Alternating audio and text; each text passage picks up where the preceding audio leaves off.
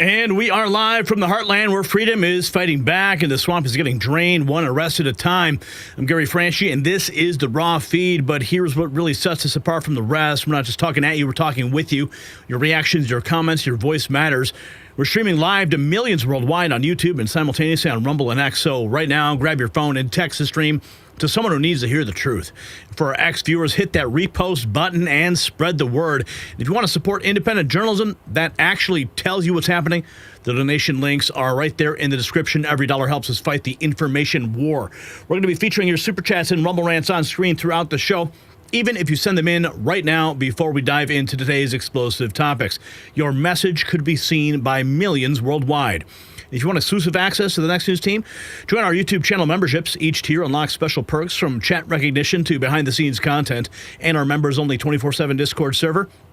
Every level brings you deeper into the Next News family. Also, check out our merch shop at shop.nextnewsnetwork.com. We've got Alligator Alcatraz tees, President Auto Pen Designs, and our American Badass series. Wear your support proudly. And speaking of historic moments on this day in 2006, your humble host made the smartest decision of his life. I married the love of my life, Angie. 19 years ago today, I convinced the most amazing woman in the world to say, I do. And unlike the radical movements that we cover that eat their own, from Chicago's mayor calling for violence against federal troops to the deep state turning on John Bolton, real partnerships built on love and trust only grow stronger. Angie, she's been by my side through every broadcast, every investigation, every fight for truth. And she is the real MVP of the Next News Network. Happy anniversary, sweetheart. Now, let's expose what the establishment doesn't want you to know. And if you can believe it, Washington, D.C. just completed 11 days without a single murder. Think about that. The murder capital of America, silent.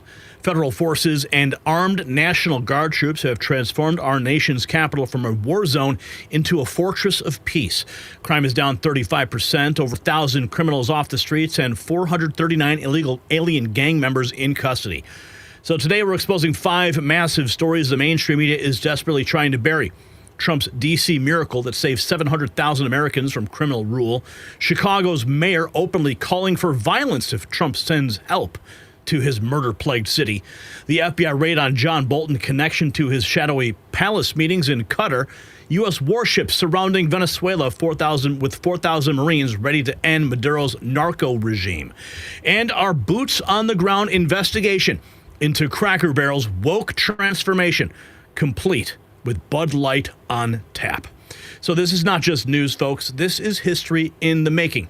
From D.C.'s streets to Venezuela's coastline, from Chicago's killing fields to Cambodia's war zones, the world is recognizing and reorganizing under American strength. The question is, are you ready for what comes next? We're going to be diving deep into each story, reading your live reactions, and giving you the unfiltered truth they don't want you to hear. This is your show. This is your voice, your country fighting back. So buckle up, the Raw Feed family. We're going to expose the lies, reveal the connections, and show you exactly why the establishment is panicking. From federal forces cleaning up American cities to warships positioning for regime change, this is the news that changes everything. And of course, I do want to begin to acknowledge that we are broadcasting from land that was once roamed by dinosaurs who were violently displaced by an asteroid without their consent. And today we honor the T-Rex community and recognize their ongoing struggle for representation in modern media. And let's not forget, the very air that we're breathing was once monopolized by anaerobic bacteria before oxygen supremacists colonized the atmosphere. We stand in solidarity with methane-breathing microbes everywhere. So, with those crucial air and land acknowledgments out of the way, let's get to the actual news that affects your life today. I'm Gary Franchi, and this is the Raw Feed. Let's welcome you to the show. Who do we have here? Unman, Te, and Pitch, and Thera, and Implode, and Van, and Soren, and Mick, and Thor, and Tintin, and Dina, and Saka, and Heg. What is up? Everybody is coming in. All of our Cambodian families showing up in force right now. It is absolutely amazing to see everybody showing up. Mrs. Pothead Kenny, we see you. We hear you. We got Ravi Aroma, Lang De Fang. We got Scooby Dragon, Scon Tech.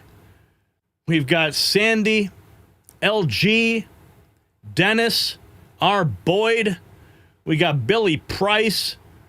We have Lang Laihan, Robert Lockhart, Cindy Paul, Ukraine in Embers. Pothead Kenny is here. Implode is back. The Mud Shark is here. We got Locke Venara in the house. Bella Stubblefield is back from Georgia. We got the one and only Ron the Don. We got Francisco in the house. Karen Finley. Maine Arbor, Arizona. Robert Dawson. Everybody is here. Thank you, Janie. It is a happy anniversary indeed. James Snowden in the house. We got Sandy Herndon is here. Who else is in the house tonight? We've got Hang Hang and AJ Cruz and Bora Marina. Cambodia needs peace. Hi, Gary. So happy to be home in time for the show. Aunt Kath is here. Welcome to the program. Glad you made it in time. Leakley and Abi are here. D-Sin, Patriots for Truth. Everybody is filing in. Thank you for tuning in tonight. We've got a lot of news to crank out. It has been a wild day, and I want to break it all down for you. We got what's going on in D.C. and Chicago. This is first up on the list, but we're going to go ahead and get to our trivia question before our first topic. Which U.S. president first federalized troops to restore order in the nation's capital? Was it A, when Abraham Lincoln sent clowns on unicycles? Was it B, Eisenhower in 1957, Washington in 1794, or D, because Trump invented it yesterday? You can drop your answer in the comments or in the chat or in the poll. Yeah, that's right. Okay, so let's get right into it.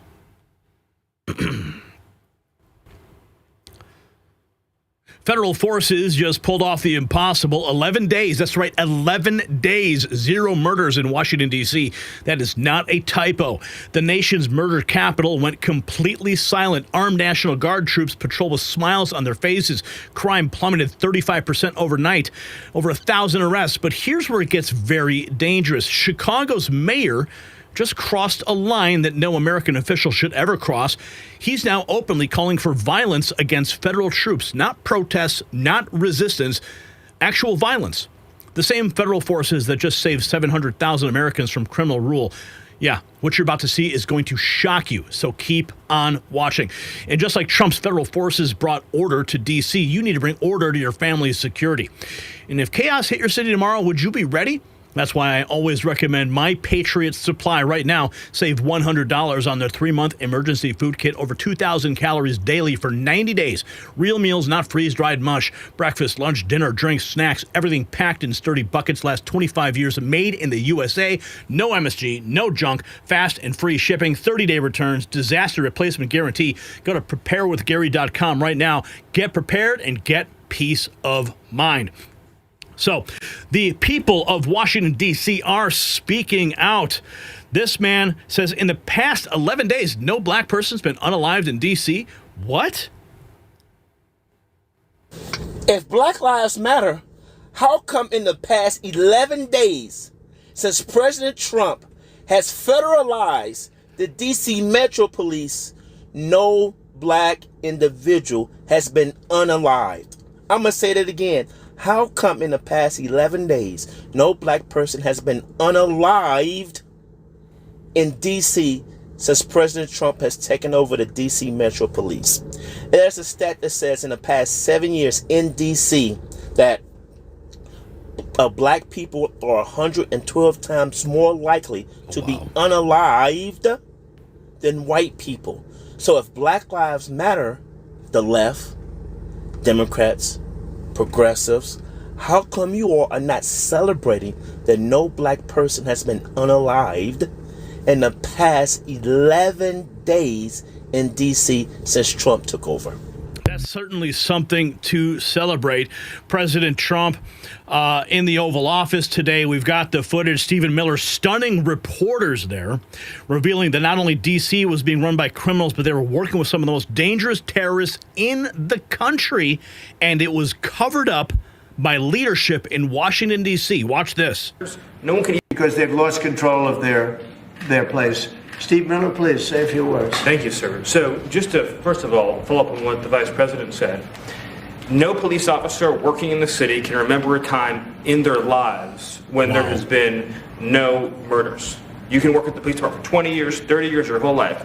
We've checked the records. No one can even find a record of being murder-free for as long as we've been murder-free under President Trump's leadership. Additionally, and the President spoke about this before, we've uncovered, in the process of uncovering, a massive scandal in Washington, D.C. with the doctoring of crime stats. And the Department of Justice, under the Attorney General, is leading the effort to uncover this. But when we ultimately share the results, it will stun you. The extent to which, even though D.C. had the worst crime in America, honestly measured, it dramatically understated how bad it was. There's even accusations that murders and homicides were reported as accidents instead of murders. I mean, this is how severe the manipulation of the crime data has been in this city, and it will all be uncovered and it will all be brought to light. You know, I've had a chance to spend some time, as has everyone here, with the police officers in the city. Members of the public are going up to them and thanking them, just overflowing with gratitude, because for the first time in their lives, they can use the parks, they can walk on the streets. You have people who can walk freely at night without having to worry about being robbed or mugged. They're wearing their watches again. They're wearing jewelry again. They're carrying purses again. People had changed their whole lives in this city for fear of being murdered, mugged, and carjacked. It is a literal statement that President Trump has freed 700,000 people in this city who were living under the rule of criminals and thugs. And the last thing I'll say is that under the efforts of Terry, to my left and many here, what they found also is that the street criminals here in Washington, D.C. were doing business directly with the transnational criminal cartels, the foreign terrorist organizations. So not only was the city being run by these criminal thugs, but they were working with some of the most dangerous terrorist organizations on the planet to traffic weapons and drugs into this city. And what we are uncovering every day is shocking to us, and we look forward to sharing all the results with you. But President Trump, your leadership has uncovered some of the great public safety scandals of our life, and now because of you, people are safe and free for the first time ever in this city. Thank you very much, Steve. You know, in Los Angeles, because they've lost control. You know, that is an amazing revelation. And of course, the left is going to continue to attack President Trump for making Washington, D.C. safe, and of course, wanting to make the rest of this nation safe. Everything he's doing in D.C. is strictly constitutional. And also, this is constitutional. President Trump firing the Federal Reserve Governor Lisa Cook following a criminal referral citing deceitful and potentially negligent financial conduct.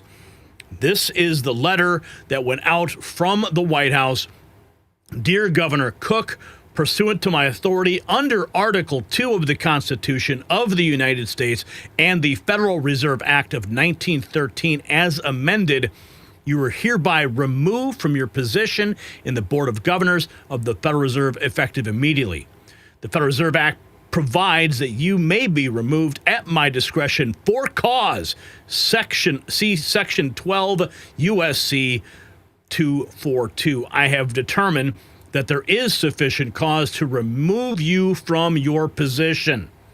As set forth in the criminal referral dated August 15th from Mr. William J. Plute, Director of the Federal Housing Finance Agency, to Miss Pam Bondi.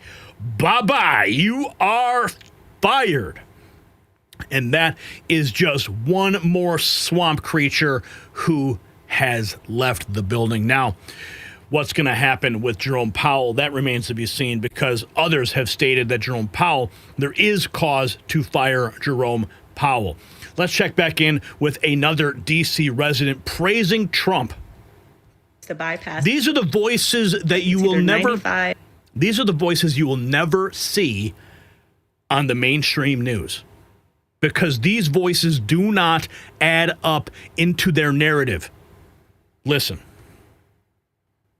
So President Trump has not even had control over Washington, D.C. for 30 days. And I have on my For You page video after video showing D.C., specifically Union Station, and how clean and safe it is. People don't understand how big of a deal it is, specifically for Union Station, because there is a bridge, whether it's the bypass, it's either 95, 395, or 495, where the homeless, as well as people who are abusing drugs, as well as the drug dealers, they just squat. It's clean. It's all gone. This was also an underpass bridge where people would throw their wastes. So you would drive on the main road, and to the left and right of you is nothing but trash. It's all clean. People don't understand how big of a deal this is, because the Capitol is right there within like a 6 or 7 minute walk. And then also local residents, they did not like walking there, whether in the daytime or the evening. Some people would take taxis just to avoid any type of encounters. And people have been talking about cleaning this up for a decade. And you mean to tell me President Trump hasn't even had control for 30 days and he cleaned it all up? So President Trump has not even had control over Washington, D.C. for 30 days. And I have on my 30 days. Her feeds are overwhelmed with people who are happy. Here's more. This is the second page of that letter. Big old signature, Donald Trump. Thank you for your attention to this matter. You are fired, Miss Cook. Shockwaves in D.C. President Trump just declared soft on crime era is over. Inside the Oval Office, he signed a wave of executive orders that will reshape America. Here's a rundown of the 3 orders he just signed, making liberals' heads explode. Vigilant Fox posting this thread. They were gathered in the Oval. He was at the Resolute desk. Something big was coming. Trump was about to unveil a series of orders. The first was a direct shot across the bow to the left's core strategy. Trump preparing to sign an executive order, end Democrat-backed cashless bail once and for all. A bad day for criminals. Of the disorder. Let's go. Could I ask you to say exactly what this is? Of course. So as you've consistently identified, sir, cashless bail policies are a key driver of the disorder we see on city streets all over America. Catch and release system allows criminals to keep going back out onto the street and reoffending. What this executive order does, it charges your attorney general with identifying jurisdictions all over the country that have cashless bail policies, and then it withholds or revokes federal funds and grants that are flowing to those jurisdictions to ensure that we're only supporting the people who have reasonable common sense policies around crime. So what area does it cover? Potentially anywhere that has a cashless bail policy. So some of the largest cities, some of the most left-wing states in America Almost have adopted. all of them, right? Illinois would be a great example of that, sir. Oh, they have a great cashless bail. You don't even have to go to court sometimes. No, Illinois, I love that state. It's a great state, but it's run so badly by Pritzker. They threw him out of the family business, and he becomes governor. Now I want to make something clear. I live in Illinois, and I've talked to law enforcement, and they say the cashless bail that is in our state is destroying law enforcement. I mean, crime is out of control because criminals know there are no consequences. It's a run for president. I don't think that's going to happen. Okay, we'll sign right here, right? Sir. Love the sound of that Sharpie. Here's another one. Moving to federalize D.C. police employ National Guard sparked outrage. This next order would send them into full meltdown. Trump would go on to sign another to further federalize D.C., enacting sweeping new measures. Establishing special. This is an executive order that contains a number of additional measures relating to crime and law enforcement in Washington, D.C. It charges, for example, your Secretary of Defense with establishing specialized units in both the D.C. National Guard and in National Guard units around the country, specifically trained and equipped to deal with public order issues. It charges all of your various federal law enforcement agencies with hiring additional personnel to allow them to surge personnel to Washington, D.C. to deal with the current emergency here. It does a number of other things in that space, and it also asks the Attorney General to look at D.C. Metropolitan Police general orders that have currently impeded law enforcement efforts in the city, and to potentially look at unwinding those that are stopping the police from doing their job effectively. And are we going to ask this to be codified by Congress, all of these things? I think we could potentially, yes, sir. I think so. I think we should. I think we'll get it too. I think Democrats will vote. Well, I don't know. It's hard to believe that they might not, but I think Democrats will actually vote for this.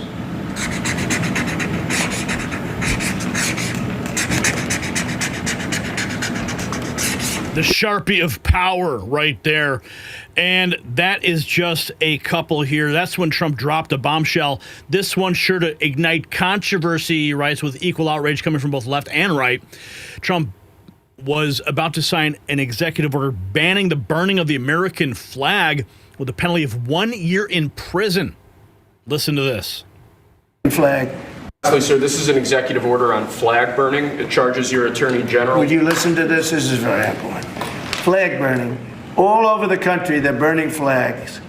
All over the world, they burn the American flag.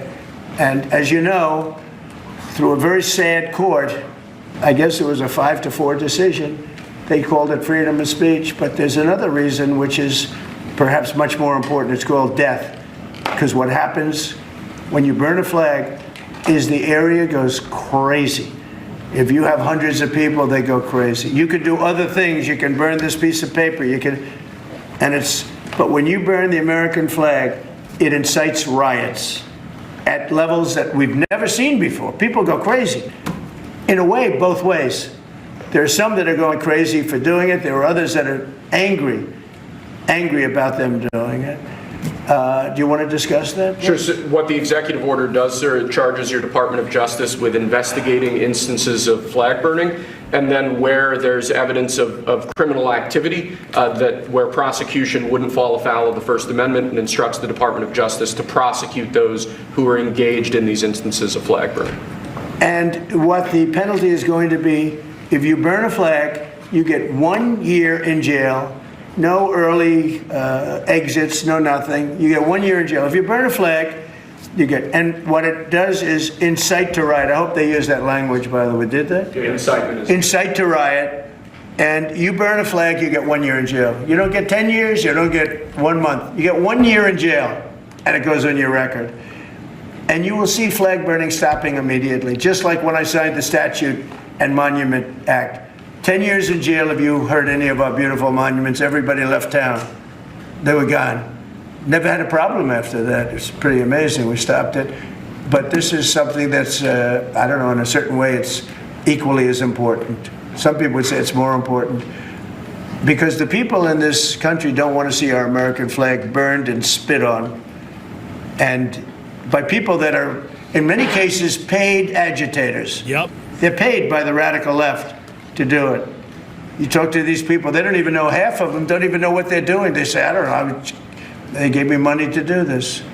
I see the same things that you do. They're bad people. They're trying to destroy our nation. That's not working, because I think our nation now is the most respected nation anywhere in the world, by far. You saw that with the European leaders on Friday.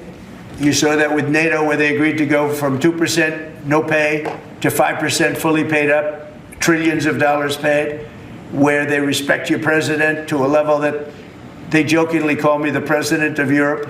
They call me the president of Europe, which is an honor. I like Europe, and I like those people. They're good people. They're great leaders. And we've never had a case where 7 plus really 28, essentially 38 countries were represented here the other day. 38 European countries were represented. European and other countries were represented. And it was a great meeting. But President Trump on a roll. Let's continue. We've got some more to get to before we jump over to Chicago.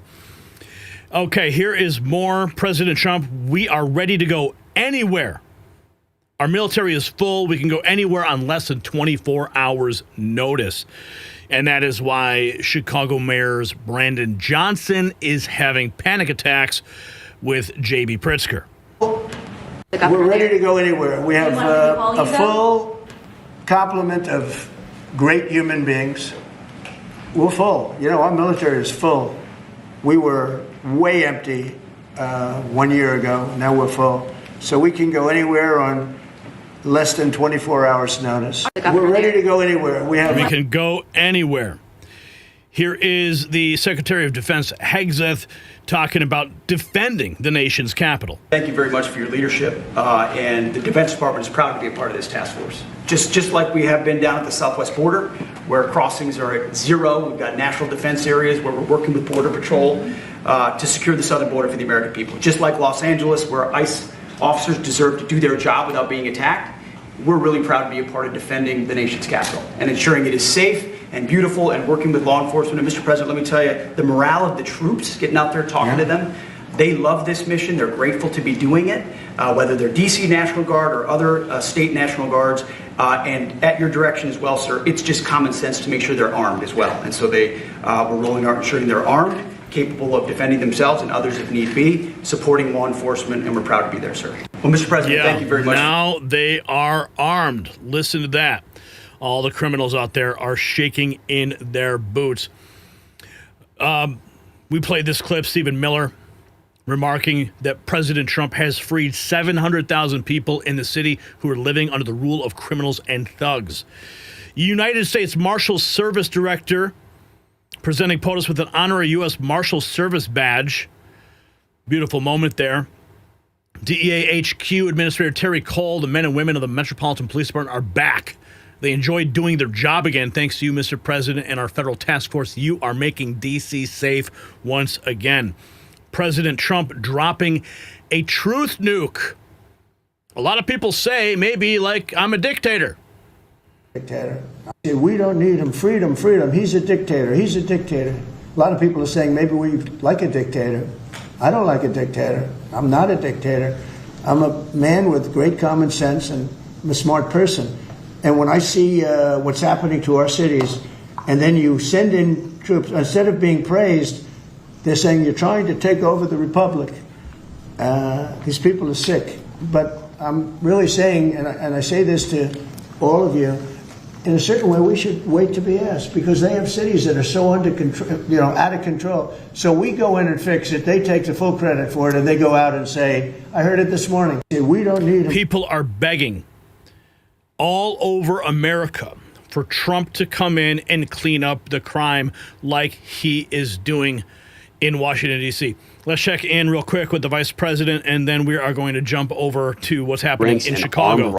We don't have to live like this. My message to my fellow citizens here in D.C. or all across the country would be that allowing vagrants and armed robberies to take over your city, that's a policy choice. What President Trump is showing is that if you just empower local law enforcement to arrest and prosecute the bad guys, we can take back American streets. You, as a young family, whatever the color of your skin, you should not have to cross the street because there's a crazy person yelling at your children on the other side. You should not be worried that if you take your son out for a meal at 8 o'clock in the evening, an armed robber is going to assault your family. This is a policy choice to allow lawlessness to overrun our cities. The president has made a different policy choice. And I think what he's showing the entire American community is that we don't have to live like this. And that's the biggest thing that will come out of D.C. It matters a lot for D.C., but I think it matters more for the whole country to see that if we just make better choices, we can take back our cities. We don't have to live like this. We can take back our cities, and that is exactly why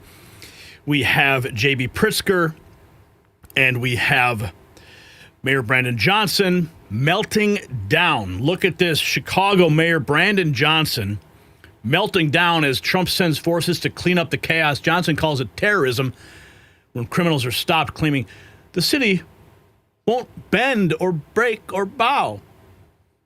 Listen to this. Terrorism.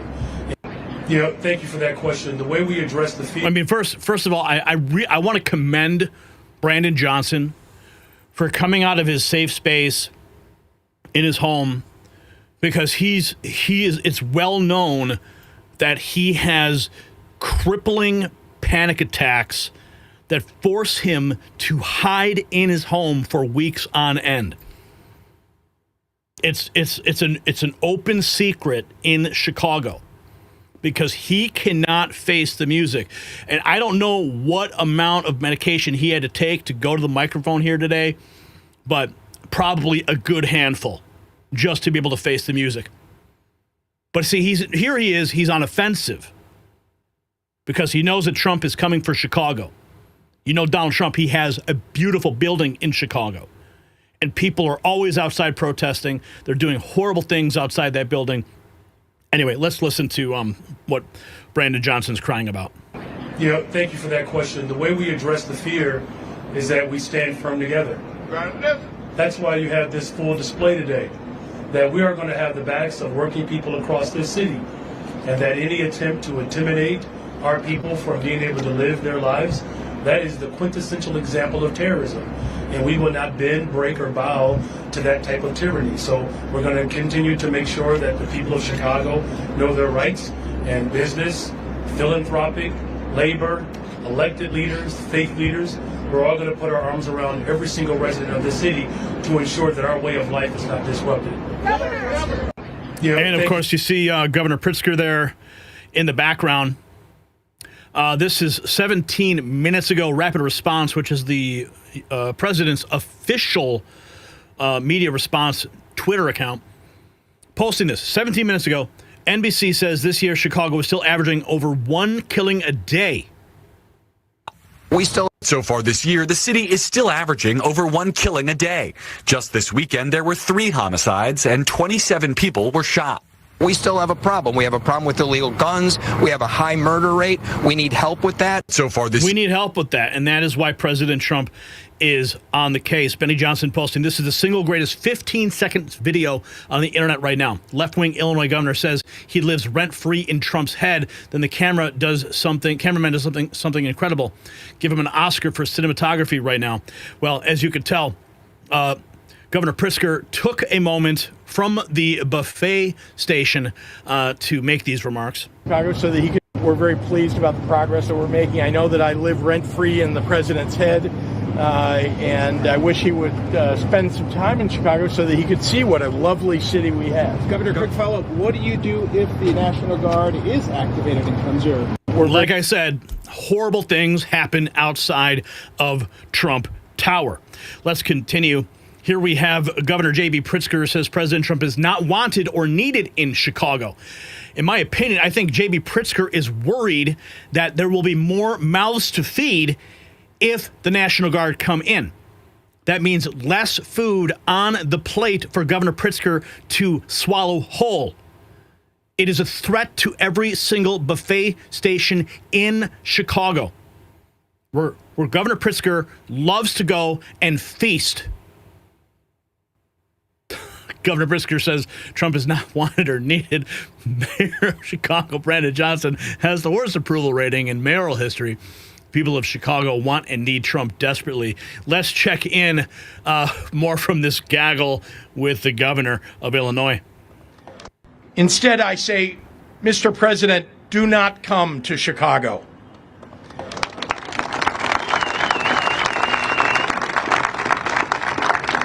You are neither wanted here nor needed here. Your remarks about this effort over the last several weeks have betrayed a continuing slip in your mental faculties and are not fit for the auspicious office that you occupy. Most alarming, you seem to lack any appropriate concern as our commander-in-chief for the members of the military that you would so callously deploy as pawns in your ever more alarming grabs for power. Yeah, how about if you just cleaned up your city? That wouldn't be needed. Let's keep going. Here is more from the Oval Office. Just earlier today, a reporter asking, would you consider sending the National Guard into red cities that are also seeing high crime?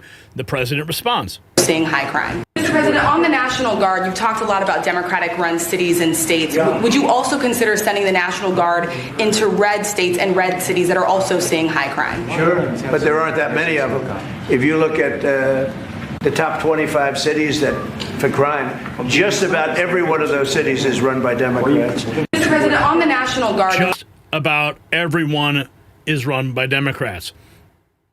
Here's another one, 7 hours ago, Rapid Response 47. We have a rule on weekends in Chicago. Like if we go We have a rule, like on weekends, we don't walk here. We'll just, like if we go, we'll go to West Loop or whatever, we'll Uber and then we'll Uber home. We have a rule, like on weekends. Chicago residents afraid to even walk in their town. Another Chicago resident reacting to the city's crime problem. The National Guard has to come here, even if it's for a scare tactic. They have to come here. There's no control. There's no law and order. The National Guard. Yeah, you see? Even Chicago residents are begging President Trump to send in the National Guard. Here's another. I'm shocked and disappointed at the same time because this neighborhood used to be a very good neighborhood. Chicago resident. I'm shocked and I'm disappointed at the same time because this neighborhood used to be a very good neighborhood. It happened around 6 o'clock Sunday morning at the store in the Lake Meadows Shopping Center, located near 35th and King Drive in Chicago's Bronzeville neighborhood on the city's south side. Criminals targeted the same store around the same time last year. I'm shocked and I'm disappointed at the same time. Repeated hits on properties. Another nearby store manager reacts to another Chicago Foot Locker looting. Then the whole neighborhood is just sick of people coming into the neighborhood and acting like they can just come ravage your stores, take what they want to take, and then they try to make you feel like you're wrong for defending your property. President Trump talking about Chicago. To be there. He should be requesting us to be there. And the governor of Illinois should be. Chicago's a disaster. And the governor of Illinois should say, President, would you do us the honor of cleaning up our city? We need help. They need help. They need help. So are you waiting for We may wait. We may or may not. We may just go in and do it, which is probably what we should do. The problem is, it's not nice when you go in and do it and somebody else is standing there saying, as we give great results, say, we don't want the military in. They need help badly. Chicago desperately needs help. Just look at the crime statistics. Look at the statistics that JD said about, even I didn't know it was that bad. That's terrible. But he should be requesting us to be there. Well, he's not requesting, but the residents of Chicago who are afraid to walk the streets and the store owners, they are begging for Chicago. Here is Mayor Brandon Johnson. This was 24 hours ago, calling on the citizens of Chicago to rise up and fight against tyranny, directly urging violence if Trump sends in the National Guard. Chicago will stand free. And so, look, we're going to remain firm. We'll take legal action. But the people of this city are accustomed to rising up against tyranny. And if that's necessary, I believe that the people of Chicago will stand firm alongside of me as I work every single day to protect the people of this city. Now, President Trump has an unbelievable amount of executive power. Now, I've been studying executive orders with respect to authoritarian rule and tyranny for a very long time. And of course, I am not an advocate of martial law. I'm not an advocate of authoritarian rule. But the reality is as these Democrat lawmakers have allowed it to get to this level where the executive branch of the United States has to step in to fix the problem. The people are crying out. And the only reason the politicians are pushing back is because it makes them look bad. It exposes them. When they're all screaming, defund the police and all that, and letting crime run rampant in the streets, and the civilians and the residents have to hide in their homes and have to reroute the way they go to spend time in the city. That is a sign that something needs to change. Now, let me just be very clear. I do not advocate for martial law or tyranny or any of these things, but I do know that President Trump could just activate any number of executive orders, declare a national emergency, and he can roll in the National Guard at his discretion. Because if the statistics that he's talking about are to the level that require the complete law and order to clamp down in Chicago like it is in D.C., then there you have it. Here's more President Trump blasting the Chicago mayor. We seized dozens of... This is a meeting and a group of people that are doing an unbelievable job on a thing called crime, and in particular, violent crime. Today we're going to be discussing it, and I watched as a very incompetent mayor from Chicago said, well, what do they know? They only arrested 9 people. I said, 9 people? We didn't arrest 9 people. We actually arrested a total of well over 1,000 people. We took hundreds of guns away from young kids that were throwing them around like it was candy.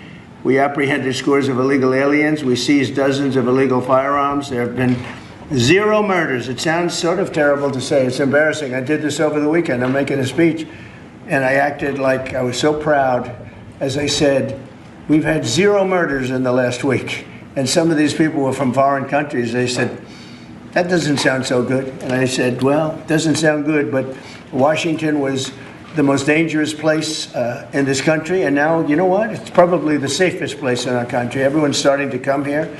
The restaurants now you can't get in. Many of them closed because they couldn't open with crime. Everybody before me is happy what I'm doing. Most of you won't say that because you're radical left. The newspapers are so dishonest. The press is totally dishonest, but that's all right. We've gotten used to it. And that is why the Next News Network exists, to correct the record when the dishonest media puts out lies and attack pieces. Here's more President Trump talking about Chicago as a killing field. And they say, as you all know, Chicago's a killing field right now. Wow. And they don't acknowledge it. And they say, we don't need him. Freedom, freedom. He's a dictator. He's a dictator. A lot of people are saying maybe we like a dictator. I don't like a dictator. I'm not a dictator. I'm a man with great common sense, and I'm a smart person. I'm a smart person. That's right. If you got value from this report, tap subscribe. My final thought is next. This is what winning looks like, folks. 700,000 Americans in D.C. just got their city back. No murders in 11 days. Crime down 35%. Federal forces doing what local politicians refuse to do for decades. But Chicago's mayor wants his people to die in the streets rather than accept help? He's literally telling citizens to attack American troops. That's not leadership. That's treason. So here's my question. Should federal forces move into Chicago with or without the mayor's permission? Drop a yes or no in the comments. Let's continue the conversation, because this is about saving American lives, period. The criminals, they had their run. The politicians, they had their chance. Now it's time for law and order. And hey, while you're fired up, check out our merch shop. It's linked down below. Show the world where you stand. This is Gary Franchi, and that is my final thought. Okay, what's up? Let's check in with our super chats. I know we had quite a few. We're looking at $22 out of the gate. Lynn Hopkins became a new member just about 44 minutes ago. Welcome to the family. AJ Cruz dropping $2, wishing me and my wife a happy anniversary. And here I am, guys. I'm streaming live. So make this a good one, would ya? Make this a good one for Super Chats today, please. All right. Tom B420, heeding the call, $20, new community. The IDGAF++, need a flag. Happy anniversary. Thank you, Tom B420. Yeah, drop those anniversary gifts, because I need to tell Angie how much that we raised on our anniversary. Maybe I could take her to a nice dinner. Wouldn't that be cool? You guys want to help with that? All right, let's go into our trivia question before we hit our next topic, because the next topic is straight fire. Absolute fire. And it revolves around some stuff that I found over the weekend, and we need to get into it as well. All right, so the answer was, and you guys said it was, B. Ooh. How dare you? It was actually C, Washington in 1794 during the Whiskey Rebellion, setting precedent that Trump follows now. All right, let's move on to our next topic, getting the latest on the Bolton raid on his house by the FBI. But first, a trivia question. Which U.S. official was caught selling secrets to Cuba for 40 years before arrest in 2001?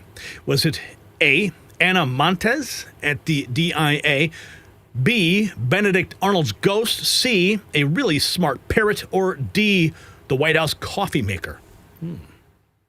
Drop your answers in the chat, the poll, or in the comments below. But first, let's get into our next topic.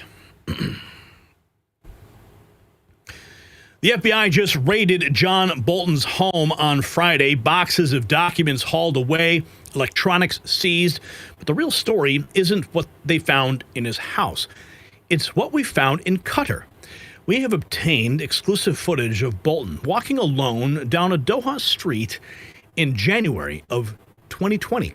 No security, no diplomatic cover, just Bolton heading straight towards the Fahd bin Ali Palace, a palace tied to Qatar's ruling elite. Now connect the dots. FBI raid, foreign cash, private email servers, classified documents. The swamp's biggest warmonger might have been playing for the other team all along. And what you're about to see changes everything. So stay tuned. And speaking of protecting yourself from deep state betrayal, let me ask you something. If the power went out tonight, if stores were empty tomorrow, would you be ready? Well, most people aren't. That's why I always recommend My Patriot Supply. And right now, they've got a special deal on their 3-month emergency food kit. You'll save $100, but only while supplies last. This kit gives you over 2,000 calories a day for 90 days. Real meals, not just freeze-dried mush. I'm talking about breakfast, lunch, dinner, even drinks and snacks. Go to preparewithgary.com right now. Get prepared and get peace of mind. Now, as I was casually scrolling my X feed over the weekend, yes, 48 hours ago, I stumbled upon some footage of John Bolton right here. I'm going to show it to you. But this is what's really interesting. This is newly resurfaced footage. Now, people were going after me about saying, oh, we knew about this in 2020 and everybody knew. And I'm like, yeah, of course. Sure. Yes, this is from 2020. But you need to connect the dots to what is happening today. Newly resurfaced footage places John Bolton in Doha, Qatar, January 15th of 2020, walking along Al Rayyan Road, just steps from a palace tied to Qatar's elite. With the FBI raid on his U.S. home, this sighting raises explosive new questions. So here he is. This is John Bolton in Doha, January 2020. No entourage, no diplomatic cover, just a lone walk down Al Rayyan Road across from Qatar's most powerful compounds. Nearly a year before Trump left office, Bolton was moving in circles that raise red flags. Now, confirmation, I did a little bit of digging because we had this visual right here. This was the giveaway, Al Rayyan Road. So simply typing that in, we found it on Google Street View. Shows the exact same location. Al Rayyan Road, Street 50, Zone 2, the building, the barred windows, the yellow posts, the road sign all match perfectly. Bolton wasn't just anywhere in Doha. He was right here.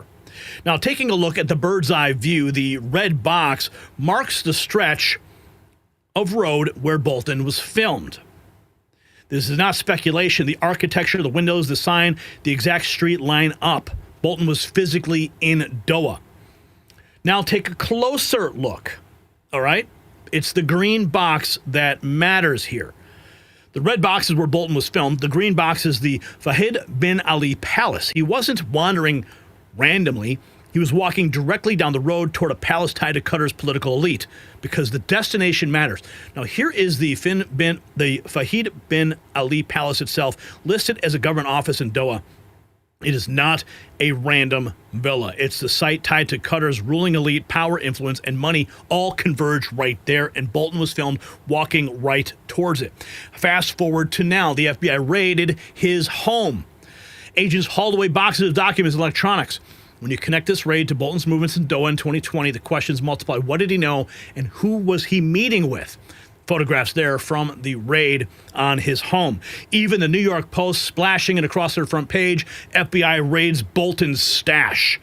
Trump's fiercest foe now caught in classified document probe. But the real question, do the documents connect back to Bolton's quiet palace visit in Doha, January 2020? That's a question that we need to ask everybody. Now, here is the footage. See it for yourself walking along this road.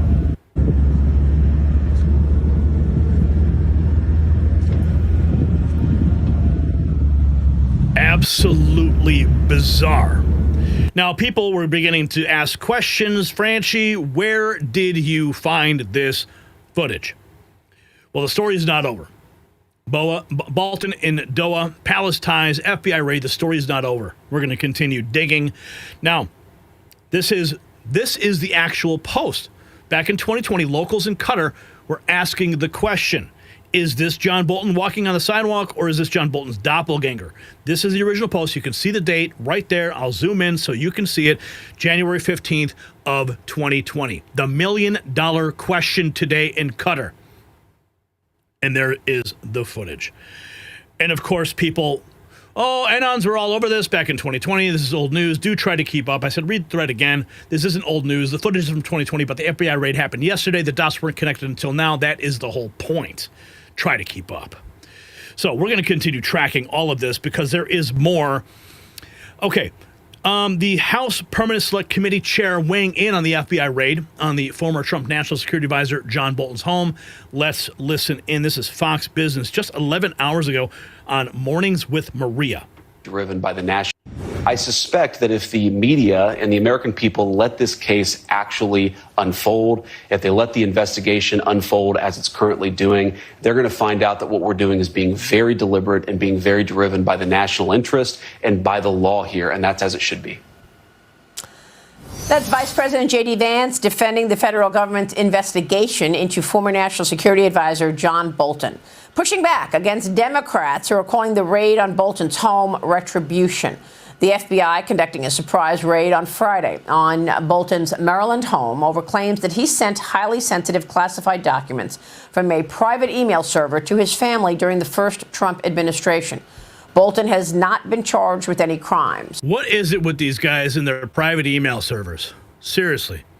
Joining me now is Arkansas Congressman Rick Crawford. He is the chairman of the House Intelligence Committee. Mr. Chairman, great to see you this morning. Thanks so much for being here. Your reaction to what took place on Friday? Yeah, I think the vice president summed it up pretty well. Look, I think if the FBI under Director Patel and the DOJ under AG Bondi feel like it's necessary to serve a warrant, probable cause indicates that they need to serve a warrant, then that's fairly standard. I don't think Democrats should be throwing a fit over this, particularly given the nature of the raid on Mar-a-Lago. This is relatively mild by comparison, and so I don't understand the outrage over this particular incident. And this will be fully adjudicated. This is very transparent. Everybody's aware of what's going on here. It's not like this is some sort of a secret plot to try to take somebody down. It just seems to be a double standard here. Well, I mean, there is a double standard. And by the way, there's outrage on the other side as well. I've got some outrage over the 10 years of attacks on President Trump and the lies from Russia collusion to indictments to impeachments and all the rest, trying to smear the president's name for so many years. Are we? And of course, John Bolton played a role in the smears. Ever going to see any accountability for that, in your view? Yeah, and in fact, our committee has taken some pretty bold steps to ensure that happens. DNI Gabbard has you've seen what she's done over the last couple of weeks, where she's basically pulling back the curtain, saying, "Here's what happened." There will be accountability. There's a whole lot of folks at the very top of the heap, from President Obama to former FBI Director Comey to former CIA Director Brennan, former DNI Clapper, and a whole host of senior executives in those related agencies that have a lot of explaining to do. And DNI Gabbard is leading a transparency effort. Well, I mean, look, you're the chairman of the Intelligence Committee, and there was a time that Adam Schiff was the chairman of the Intelligence Committee. And while he was the chairman of the Intelligence Committee, he went on all these TV shows, and he said that Trump colluded with Russia, and that there was Trump-Russia collusion in plain sight. Now, as chairman of the Intelligence Committee, wouldn't he have known better? Well, he should have, and in fact, he did. And so he basically conjured up a whole lot of speculation. Yes, he did lie. He's a serial liar and a serial leaker. He should have never been chairman of that committee, never been on the committee as far as I'm concerned. But I was on the committee the entire time that he was chair and ranking member. And he had no business being on that committee, and there's more to come on that. What do you mean? We're all waiting to find out exactly what is going to happen. Okay, so let's check in with this fella, asking what the FBI found after searching John Bolton's home, Dr. Steve Turley. But in many respects, hey gang, it's me, Dr. Steve, your back porch professor. I hope you're having a wonderful weekend, but I can tell you who most certainly is not. And that, of course, is the swamp rat par excellence, John Bolton. But in many respects, and I'm just going to cut to the chase here, while everyone's talking about the raid itself, and we'll certainly get into that, but they're missing the bigger picture here. This is not just about John Bolton. This is about Trump and Kash Patel sending a very clear message to the whole of the swamp, to the whole of the DC permanent political class that's tried to bring down Trump over these last 8 years. You are now all going down, all of you. None of you are above the law anymore. Bolton is just the first of many, many more raids that are about to happen. So as you all know, as of 7 a.m. yesterday morning, the FBI raided Bolton's Bethesda home. They actually pretty much raided every piece of property he's occupied over the last several years. They raided his home. They raided his D.C. office. We're now getting reports that FBI agents removed computer equipment, including a desktop CPU capable of storing sensitive data, multiple boxes of materials taken from both his home and office, various documents and files. Again, the specific contents have not yet been publicly disclosed. What is clear is that the search was specifically related to classified documents that investigators believe Bolton may have improperly handled or retained. And the investigation, it centers on several key areas. I mean, first and foremost, it surrounds Bolton's 2020 tell-all book about Trump that was supposed to help sabotage Trump's re-election efforts. But 2020, that is the year that he was spotted in Qatar. Just put that in the back of your head. Ironically, in doing that, it turns out that Bolton included a bunch of classified information in the book. Also, investigators are examining whether Bolton shared portions of his book draft with unauthorized individuals before receiving proper government approval. And the FBI reportedly obtained emails showing Bolton was drafting his manuscript while still employed at the White House. And he shared early sections with his publishing representatives before those sections were cleared by national security agents. We're now also getting reports that CIA Director John Ratcliffe provided FBI Director Kash Patel with information on what they're calling, quote, overseas intelligence that Bolton improperly had in his possession. Again, given the national security sensitivity nature of things, it's all rather cryptic at this point, but... And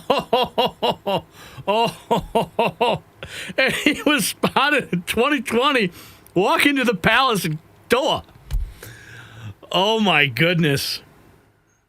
Legal experts such as my namesake, Jonathan Turley, they're already saying that Bolton is in a heap of trouble. Properly handling classified documents and data and leaking them and publishing them comes with a penalty of literally decades in prison. So this guy is in serious hot water. But here's what makes this absolutely brilliant and why this raid represents something much bigger than just going after one warmongering bureaucrat. I'm listening. This raid represents the first real blow against what we commonly refer to as the deep state. Yeah!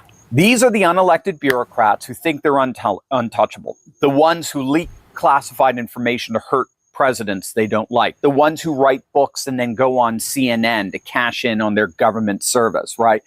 Bolton isn't just some random former official. This guy is the epitome of the military-industrial complex. That's what they call him, bombing Bolton, because the solution to literally every international problem is just more war, more bombing, more forever conflicts that make defense contractors rich while American soldiers come home in flag-draped coffins. So Trump brought him in his first term, if I recall, was more or less to appease the neocon establishment, especially the donor establishment, when Trump was still, I think, somewhat naively trying to build bridges with the neocon wing of the party. So he brought Bolton on, and then he quickly fired him because he realized Bolton was just, again, he's more interested in starting World War III than implementing America First foreign policy. But Bolton and his corruption really is just the tip of the iceberg in the deep state. Bolton, from his office in D.C., literally has his fingerprints in every nefarious activity of the deep state, which means, given the seriousness of these charges, he's guaranteed to sing. Bolton is going to sing like a canary.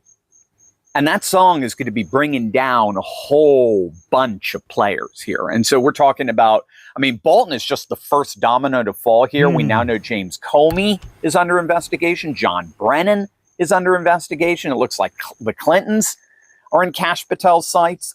In fact, just yesterday, Patel revealed that James Comey authorized leaks of classified documents while misleading Congress just before the 2016 election. They actually have hard evidence on that now.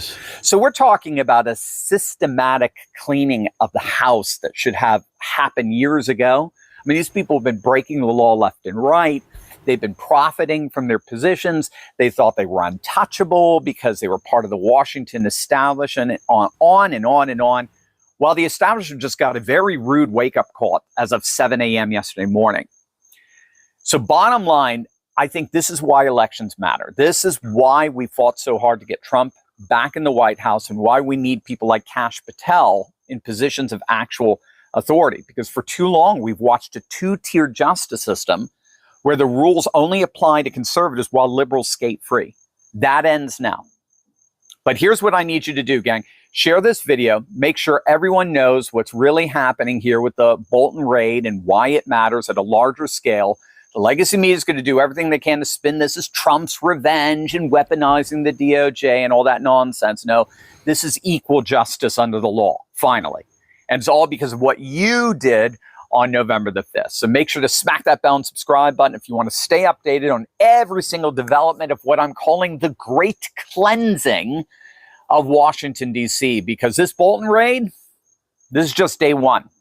It's literally just the beginning. The swamp is finally being drained, and it's absolutely beautiful to watch. God bless. You know, I wasn't going to play that whole thing, but man, that was solid. That was solid. The first domino to fall. Dr. Steve Turley breaking it down beautifully. Now, let's check in and see how Fox is reporting on this. If there's credible evidence someone jeopardized national security, are we supposed to look the other way? Greg Jarrett firing back at Democrats claiming retribution. Not refuse to. It's a silly argument to make retribution based on, speculation and hysteria. Look, Charlie, if there's credible evidence that somebody jeopardized national security, are we supposed to look the other way? Are political opponents free to commit crimes? No, of course not. The federal government cannot refuse to investigate or prosecute simply because the suspect is a critic of the president. Yet that's what those Democrats and some of the media seem to be arguing, that any detractor like Bolton is somehow immune by virtue of his political status. Please show me where there's an exception written in the law that shields adversaries from the legal consequences of their wrongful acts. It's a silly argument to. Continuing with our deep dive here, here's Representative Pat Fallon. If Bolton isn't in possession of any classified documents, then he's in the clear. If he is in possession, then he must be held accountable just like anyone else, except for, of course, Joe Biden, who was not held accountable. Explain to your view. The president said he had no prior knowledge of that raid, but you sit on the House Intel Committee, and leadership there said, look, yeah, we were notified. So what seems to be the reason for the raid, and what, if anything, can we expect moving forward? Clearly, there's probable cause. So I want to explain to your viewers what it's like when you handle classified documents. It's not as if they come into our office in the Rayburn building and give them to us. We go to a SCIF, which is a secure area where this classified information is not supposed to leave. And sitting on the House Intel Committee, there's a SCIF that I go to. And even if I want to take notes on what I read, the notes that I take, Kevin, stay in the SCIF. So there is no reason in the world, unless you're the president of the United States that has the authority to declassify, that classified documentation is outside of a SCIF. So we'll find out. If John Bolton isn't in possession of any classified documents, he's in the clear. But if he is, he's going to have to face justice just like everyone else. Yes, sir. Justice is finally coming. Let's check in with reports are surfacing. The FBI raid on the former NSA John Bolton wasn't solely about classified documents from his book. He was raking in massive cash from foreign sources and might have been involved in smuggling sensitive intelligence. Oh, what was he doing here in Qatar in 2020? It all becomes clear, doesn't it? This might have nothing to do with classified documents or about classified intelligence that Bolton printed in his book. Trump Justice Insider Mike Davis says Democrats, rhinos, and reporters who think this raid on John Bolton is about his book will be very embarrassed when the search warrant becomes public. Primetime's hearing Bolton was making a lot of money from overseas and may have been trafficking in intelligence. That wouldn't be putting America first. Constitutional scholar Jonathan Turley, who we just heard from, says Bolton could be looking at up to 20 years in prison. So Bolton should take his own advice and take a big, beautiful, deep breath. I think it's important that everybody take a deep breath here. This is a very serious matter, and it would be better if... This might have nothing to do with classified... Take a deep breath, right? Let's see. We have this here. Julie Kelly going off. John Bolton's a longtime swamp creature. Foreign policy. John Bolton is a longtime swamp creature, 50 plus years in Washington, D.C. His dirty fingerprints all over some of the worst foreign policy decisions this country has ever made. And then bragging about and throwing in the face of the president his access to classified material and publishing it in his book just a few months before Election Day in 2020. He is just one of many individuals in Washington who use their access, who abuse their authority and their influence to try to take down President Trump. So this is one shot across the bow. As you know, when you've talked to people and interviewed people, it does appear that there are grand jury investigations, proceedings, and other jurisdictions related to other potential lawfare perpetrators. Okay, so we'll talk a little bit more about those in a moment. Here's the headline that was on the Daily Mail. FBI raid on John Bolton's home linked to him sending highly sensitive classified documents using a private email server. Oh, come on, man. Let's check in. Here's Chris Christie. This is the Chris Christie interview that angered Donald Trump. Separation. Look, let's face it. The president said earlier in that video you showed, you didn't show this piece, where he said he's the chief federal law enforcement officer in the United States. Donald Trump sees himself as the person who gets to decide everything. And he doesn't care about any separation. In fact, he absolutely rejects the idea that there should be separation between criminal investigations and the politically elected leader of the United States. This is much different than it's ever been run before. But look, let me say candidly to the American people who are watching, you were told this. You were told that this was what he was going to do. And not by me, by Donald Trump during the 2024 campaign. He told you he was going to do this, that he was going to have a Justice Department that acted as his personal legal representation. And that is what they're doing. And J.D. Vance is just, quite frankly, got caught telling the truth because they are running it. And of course, Oh, Chris Christie. I remember when you were standing behind President Trump after he won, just begging for a spot in the administration. Instead, you got cast aside, and now you're just scrambling for relevance on the fake news. Oh, this story is far from over. The dominoes are starting to fall. And if you got value from this report, tap subscribe. My final thought is next. 50 years in the swamp, folks. That is John Bolton's resume. And now we know why he fought Trump at every turn. The man who was literally walking into Qatari palaces while serving as national security advisor. No security detail, no official business.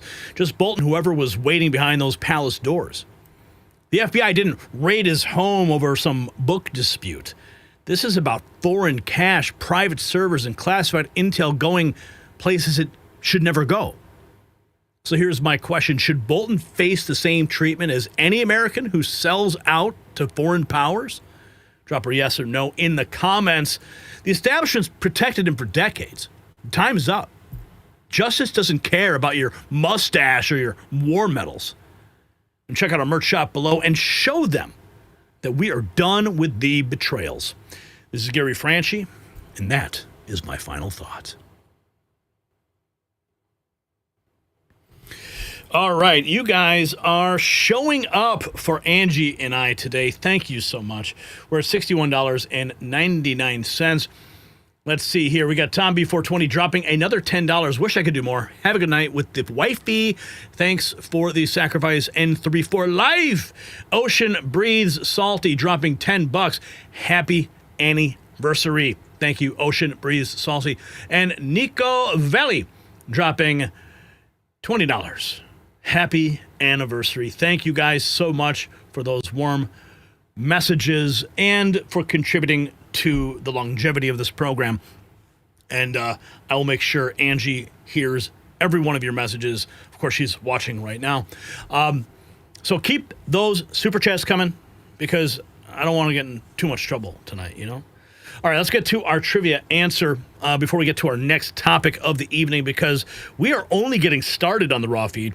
What is happening in Venezuela is going to blow your mind. Oh, yeah, big things are happening, and we're going to get right down to it all. Okay, our trivia answer. You guys said it was Ana Montes at the DIA. You were correct.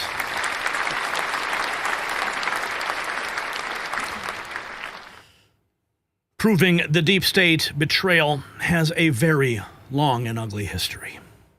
Okay, let's get to our third topic, but first a question. Which U.S. president sent Marines to Venezuela in 1902, 1903 to collect debts? Was it A, Teddy Roosevelt's big stick, B, a very angry accountant, C, that monopoly banker, or D, Venezuela's parking meter maid? Well, you guys can answer in the chat or in the comments or in the poll. But first, we have a couple more super chats to get to. MAGA Trolls, our boy dropping a $10 bill. Thank you for that, sir. And Prism Ward dropping a super sticker of a lemon character and Baby Lemon blowing a party horn while marching. Thank you so much. All right, let's get right into it. 3 U.S. warships, 4,000 Marines right now positioned off Venezuela's coast. The Pentagon says counter-narcotics. Sources say something bigger. AJ is warning that the presidential palace could be hit within days. 2,000-pound bombs ready to fly. Videos flooding social media show Venezuelans waving American flags, begging Trump to liberate their nation. Maduro is now mobilizing millions of militia. Mexico's senators exposing how narco money props up these regimes. 1/3 of Venezuela's population have already fled. The drug pipelines flooding into America start right there in Caracas. Trump said he'll use every element of American power to stop it. The countdown has now begun. The fleet is in position. And what happens next will reshape the hemisphere. So do not miss this. Now, let me ask you something. the power went out tonight, if stores were empty tomorrow, would you be ready? Now, most people are not. And that's why I always recommend My Patriot Supply. Right now, they've got a special deal on their 3-month emergency food kit. You'll save $100, but only while supplies last. The kit gives you over 2,000 calories a day for 90 days. Real meals, not just freeze-dried mush. I'm talking about breakfast, lunch, dinner, even drinks and snacks. Go to preparewithgary.com. Right now, get prepared and get peace of mind. You'll find that linked down in the description. Now, this just posted 5 hours ago. Venezuela sending 15,000 troops to the border as U.S. warships approach. MSN.com even covering it from Bloomberg. Maduro cities, Rubio's madness, and sends 15,000 troops to the border. Venezuela vowed to reinforce security along its border with Cambodia as President Trump's administration sends warships to the southern Caribbean. President Nicolas Maduro used his weekly television show to confirm he's ordered the deployment of 15,000 well-armed and trained men and women to the states of Zulia and Takira. He also singled out Trump's top diplomat, Secretary of State Marco Rubio, warning the U.S. move risked becoming a debacle. Now, here we have the press secretary talking about it just a few days ago. U.S. warships being sent to Venezuela. Listen. And we will see you later. The 3 U.S. warships that are being sent to Venezuela, and there's 4,000 Marines on board. Are you looking at possibility of boots on the ground there? What I will say with respect to Venezuela, President Trump has been very clear and consistent. He's prepared to use every element of American power to stop drugs from flooding into our country and to bring those responsible to justice. The Maduro regime is not the legitimate government of Venezuela. It is a narco-terror cartel. And Maduro, it is the view of this administration, is not a legitimate president. He is a fugitive head of this cartel who has been indicted in the United States for trafficking drugs into the country. And with that, I will leave you all, and we will see you later, if not tomorrow, and I look forward to... Wow, what a way to end a press conference, right? Now, AJ warning that the U.S. is on the verge of declaring war on Venezuela and taking out President Nicolas Maduro, claiming there's a very good chance the presidential palace will be bombed and Maduro's forces wiped out with 2,000-pound explosives. War? Well, it's not going to be quiet with Mexico and Venezuela. And I'm predicting, on the current trajectory. Oh, be careful when AJ starts predicting, okay? Ain't that right? Ain't that right? This guy knows. This guy knows for sure what happens when AJ starts predicting. You got to protect the frogs. That the United States will start striking cartels in Mexico. And the Mexican president says it's an act of war.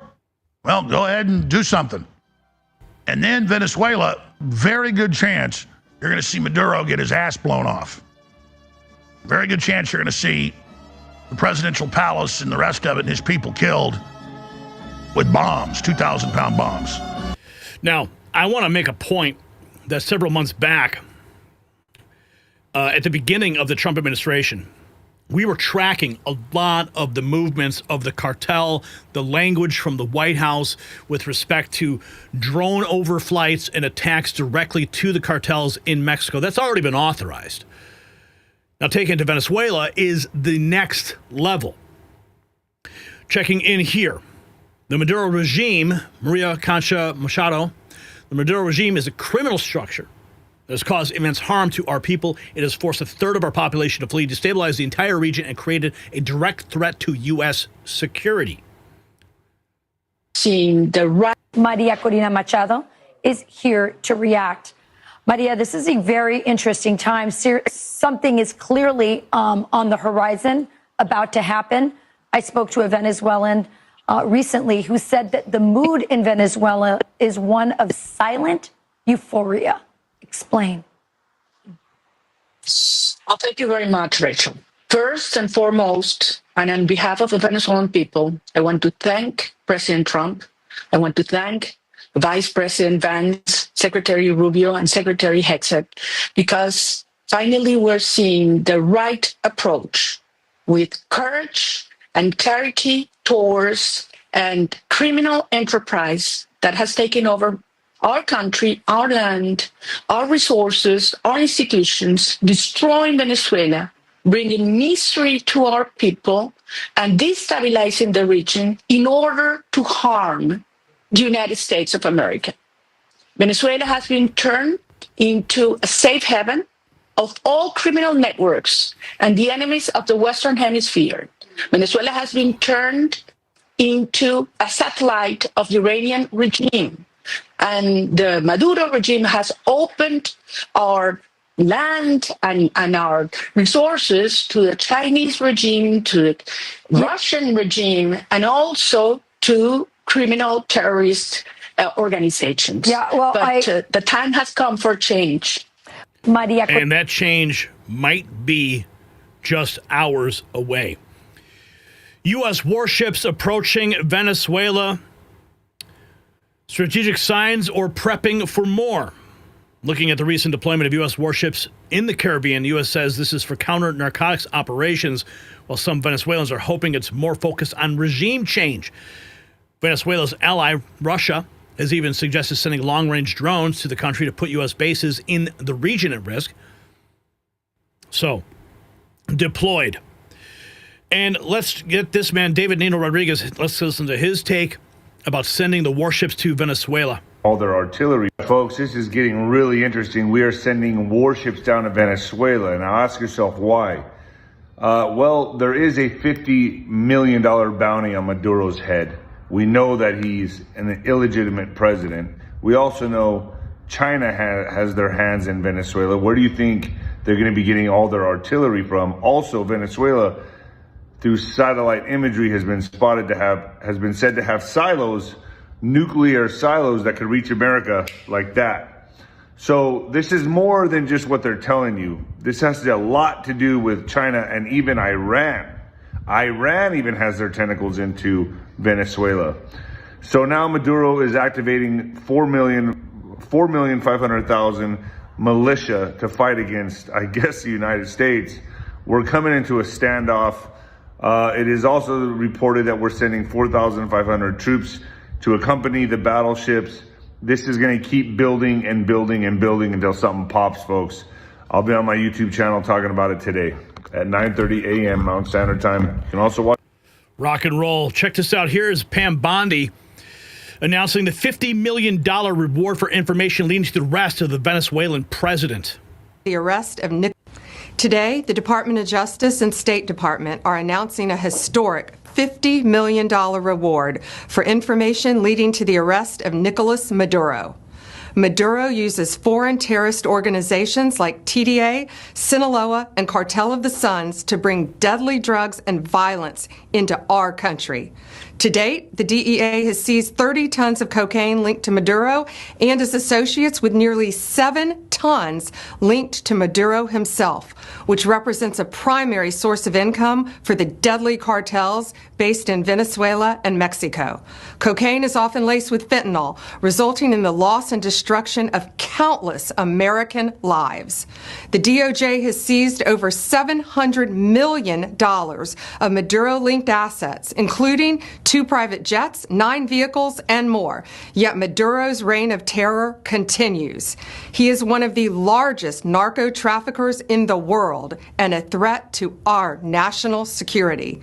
Therefore, we've doubled his reward to $50 million. Under President Trump's leadership, Maduro will not escape justice, and he will be held accountable for his despicable crimes. If you have any information to bring this criminal to justice, call 1-202-307-4228 or go online. Today, yeah, she's not messing around. Here's more from the U.S. Attorney General Pam Bondi, stating he must be extradited to serve his sentence in a U.S. prison. To face justice. This is not a legitimate presidency. This is a narco-terrorist, and he must be brought to America to face justice. And despite our country having seized $700 million of Maduro-related assets, including 2 multi-million-dollar planes, multiple homes, cash, jewelry, racehorses, all connected to him. His reign of terror continues. But it looks like it may be coming to an end, but he is not going down quietly. Maduro says he has 4.5 million militiamen ready to deploy. On paper, that's 1 in 7 Venezuelans. In reality, broken conscripts, rusty rifles, and a militarized cosplay to prop up a collapsing regime. Declared earlier this morning. This is breaking news. Nicolás Maduro from Venezuela has just declared that he has mobilized 4.5 million militia in Venezuela in response to the United States sanctions and their threats against him. So Nicolás Maduro just declared earlier this morning that 4.5 million militiamen are armed, activated, and ready as the United States has sent thousands of U.S. troops along the Latin America Ocean Center right around Venezuela. And this is all in an attempt that the United States is trying to bring control over the cartels that are running rampant all throughout Mexico and surrounding Latin America countries, especially since those countries have done little to nothing to combat these efforts against the cartels. And Nicolás Maduro, who has been connected to multiple cartel ties, is now responding with his type of militia, saying that he is ready to not only fight against the United States, but willing to risk 4.5 million militia men in order for him to stay in power. Wow, things are heating up. We have the U.S. Department of State. This is the reward poster for Maduro. Here it is. $50 million US for information leading to the arrest and or conviction of the leader of the specially designated global terrorist cartel de los Soles, Nicolas Maduro Moros, for narco-terrorism conspiracy, cocaine importation conspiracy, conspiracy to use and carry machine guns and destructive devices in furtherance of a drug crime. This is huge. Venezuela, Shadow of Ezra, 2 hours ago, appears to be gearing up for a potential war with the U.S., deploying 15,000 troops to its border as American warships draw near. Washington has branded him as a terrorist and a cartel kingpin.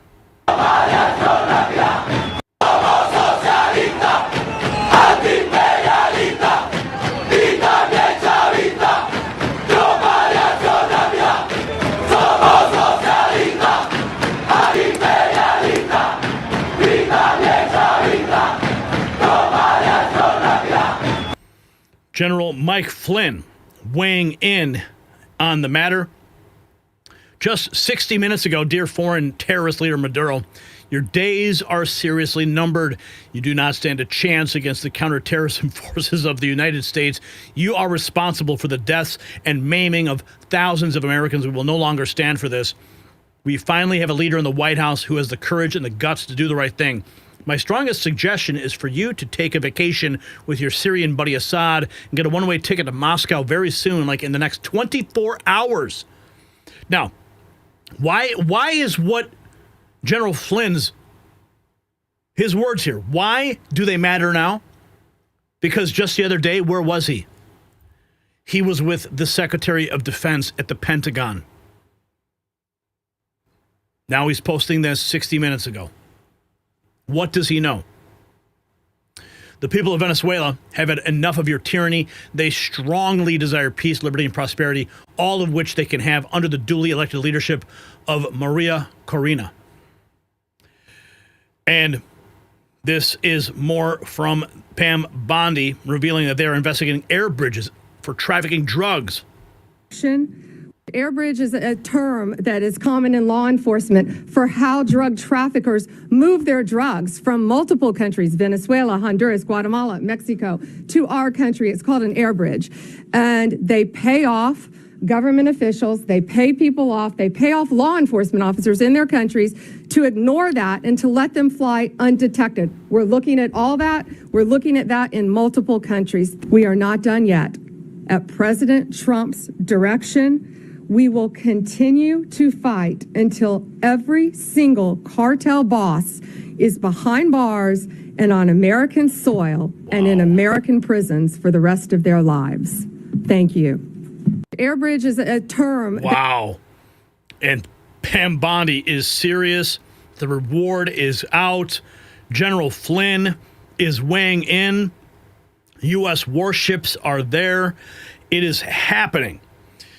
U.S. sending 3 warships, 4,000 Marines to the Venezuela coast. Near Venezuela. A naval blockade in the Caribbean is taking shape right now. The United States has escalated its military presence near Venezuela. 3 destroyers have been deployed off the coast. The stated mission: to target drug cartels now labeled as terrorist organizations, including the powerful Tren de Aragua. The response was immediate. Officials in Caracas announced the mobilization of 4.5 million militia fighters. Analysts warn this is the largest military call-up in the country's history. But that's not all. The U.S. has expanded patrols across the southern Caribbean. Naval and air units are intensifying surveillance with a clear message: control the sea lanes and choke the cartels. At the same time, more than 4,500 U.S. Marines and sailors have entered the region as part of the 22nd of March Expeditionary Unit. They bring amphibious assault ships, reconnaissance aircraft, and even a nuclear attack submarine. And pressure is mounting beyond Venezuela. In Panama, the Trump administration has secured a memorandum allowing rotating U.S. troop presence and priority passage through the canal. Mass protests erupted, with critics calling it a disguised takeover. The result? Warships on alert, militias on standby, and the Caribbean on edge. A naval blockade. Things are heating up, folks. Heating up huge. Oh, my goodness. Here's a Venezuelan. Can be seen flying the U.S. flag in Venezuela. A lot of TikTok videos of the nationals there wanting Trump to liberate Venezuela. And, of course, Amy Klobuchar weighing in with a message to Donald Trump. Donald Trump. Farmer in New Mexico relied on immigrant workers who are too afraid to do it anymore. And we have a message to Donald Trump. Immigrants don't diminish America. They are America. Yeah, keep going. President Trump talking about the radical left politicians defending Kilmer Abrego Garcia. Baltimore. Do you have any comment on this? And why are the Democrats so emotionally attached to this man who beats his wife and is part of a terrorist organization? Because they think he's going to be good for votes, and I think he's very bad for votes. These people are deranged. He's not good for votes. He beat the hell out of his wife. His wife is afraid to even talk about him. She's been mauled by this animal. And, through a system of liberal courts, he's doing things. But, no, we have that under control. And Pam has got that very much under control. Do you want to comment on it, Pam? Georgia National Guard out to support ICE as arrests have exploded. 367% increase. Wall Street Apes reporting a senator from Mexico went on Fox and exposed everything. The president of Mexico works for the cartels, funded by money from the cartels. Is not just the president there. There are an entire group of Mexico politicians labeled as narco-politicians. They right here, the senator belongs to the PAN party, which, when they were in government, worked for the cartels, as evidence the conviction of their security minister, Garcia Luna, now imprisoned in New York. Let's listen. The president of Mexico is furious. She's calling Mexican Senator Lili Tellez a traitor for coming on Fox Noticias with me a few days ago and saying this. Listen. The help from the United States to fight the cartels in Mexico is absolutely welcome, and that is how the majority of Mexicans feel. The only ones who don't like that President Trump is sending help and trying to support Mexicans against the cartels are the narco-politicians. That includes President Sheinbaum. Mexican President Claudia Sheinbaum responding, saying, quote, "It's not a minor issue that a senator gave an interview to a foreign media outlet calling for intervention." Here to discuss is that Mexican Senator Lili Tellez. Senator Tellez, welcome to Fox Noticias. I'm just going to get right to it. Is Mexico a narco state? Yes, it is. And we all Mexicans know about it. And Mexicans are afraid of the alliance between the Mexican government and the cartels that have infested our nation. Can you explain this alliance between the president, her party, the Morena party, and the cartels? Yes, the party has financed, has given, the cartels have given so much money to these politicians, narco-politicians of Morena, to get into office, to get the power. So they protect, the Mexican government protects the cartels. That is why President Sheinbaum doesn't want the strong American leadership to help Mexico defeat the cartels. And also Sheinbaum doesn't want the rest of the world to know what is happening here in Mexico. We are on the steps to be the next Venezuela. She is aligned with Venezuela's dictator, with Cuba, and we are losing our country. They have destroyed our Republican institutions, the democratic state, and we must, I think we all Mexicans want and welcome the support of the United States to assist Mexican people against the cartels that have us all in this crisis with the traffic in fentanyl and migrants. Okay. Listen, Mexico is feeling the heat, and this is not over yet. Next 48 hours could define history. If you got value from this report, tap subscribe. My final thought is next. Now, this is not about regime change. It's about stopping the poison flowing into our communities. Maduro turned Venezuela into a narco-state that pumps drugs straight into American neighborhoods. 1/3 of their population fled. The ones staying are waving our flag, begging for freedom. Those warships, they are not for show. 4,000 Marines don't deploy for diplomatic talks. Trump promised to use every element of American power to stop the drug flood, and he meant it. So here's my question for you. Should America wait for more fentanyl deaths or act now to cut off the source? Drop a yes or a no in the comments. Let's continue this conversation. The cartels, the socialists, the narco-dictators, they've had their run. Time's up. American strength is back. And while you're here, grab some gear from our merch shop down below. It's linked. Show them you stand with American power projected worldwide. This is Gary Franchi, and that's my take. All right. Looks like we got a super chat that came through from Alice Searcy. Thank you so much. She says, enjoy your meal. Thank you, Alice. So we're at $96.98. We are almost at $100, Angie. Almost at 100. Where should we go for dinner? I will tell you that she did make an amazing leg of lamb tonight with some Greek patatas. So delicious. And then we had a beautiful cake that said Gary and Angie with a heart. 19. My kids were there. They had beautiful cupcakes that looked like flowers. Unbelievable. And we enjoyed cutting the cake and having some lamb and potatoes. It was very, very nice. So, a little bit about earlier today. After I went to the Cracker Barrel, that's coming up next, my exclusive investigation. You do not want to miss that. Tom B420 dropping another $5. Tom, no message, but I thought Tom said, wish I could do more, he says. Earlier, he said, wish I could do more. And now he does more. Thank you, Tom. Putting us over the top, $101. Maybe we'll crack $150 tonight. That'd be really cool. We haven't done that in a while. All right. I want to get to a trivia answer as I get this next segment set up. Okay. Oh, yes. This is very, very important because we've been tracking what's been going on in Cambodia. And Holy cow. This is unreal. And one of our very close friends and associates on the ground there. All right. Okay, the answer, you guys said, wait, I got to refresh this page.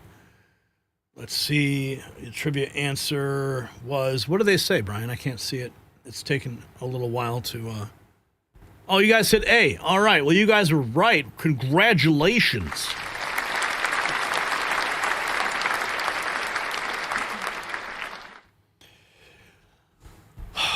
Proving American intervention in Venezuela isn't new. Teddy Roosevelt's big stick.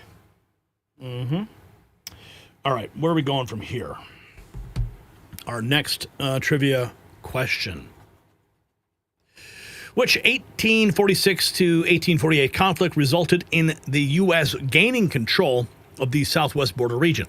Was it A, the Mexican-American War, B, the Great Taco Tuesday War, C, the Battle of the Burritos, or D, the Salsa Skirmish of 46? I'll let you guys guess the answer on that one. But first, we do have to get into our report.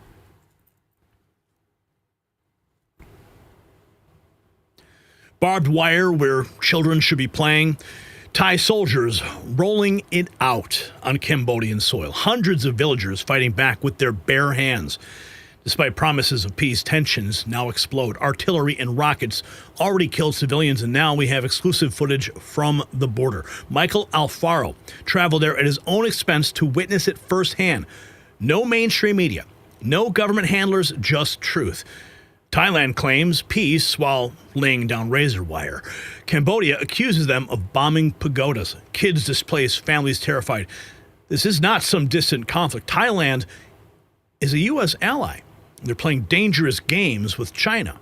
What you're about to see will make you question everything about our Southeast Asian partnerships. The betrayal is real, so keep on watching. And just like those border conflicts, they tear families apart. Chaos can hit your family without warning. If conflict spread to your area tomorrow, would you be ready?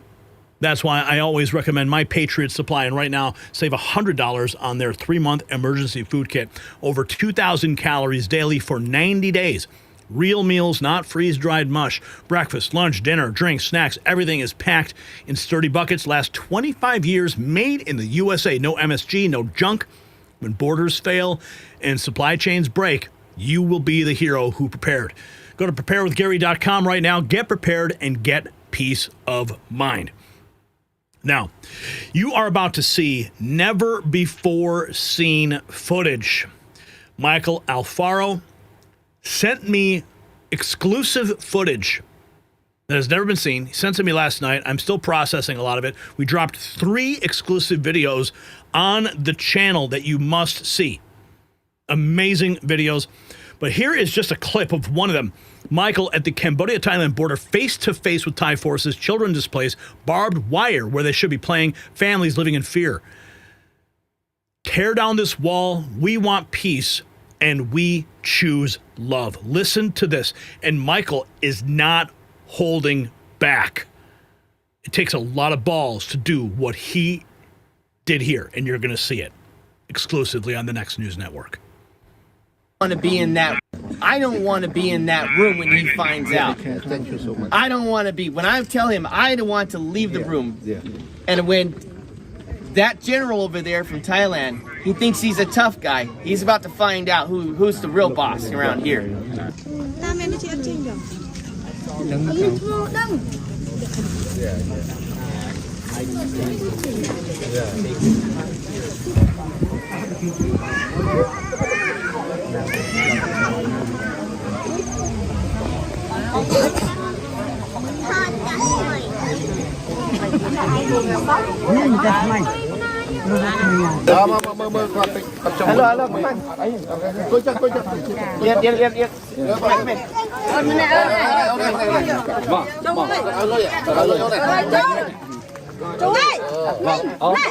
That these children are going to harm them.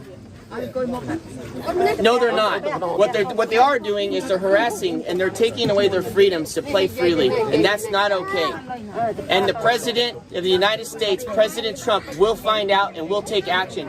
These children deserve to have a safe place to play, not a war zone, not a zone where Thai forces can put barbed wire all around where the areas where they play, where they sleep. Not okay. That is not okay. And shame on every single dignitary that came here and not been as outraged as I am today. This needs to be a call of action for these children. I want you to repeat after me. Say, tear, down, this, wall, tear, down, this, wall. We want peace. We want peace. We choose love.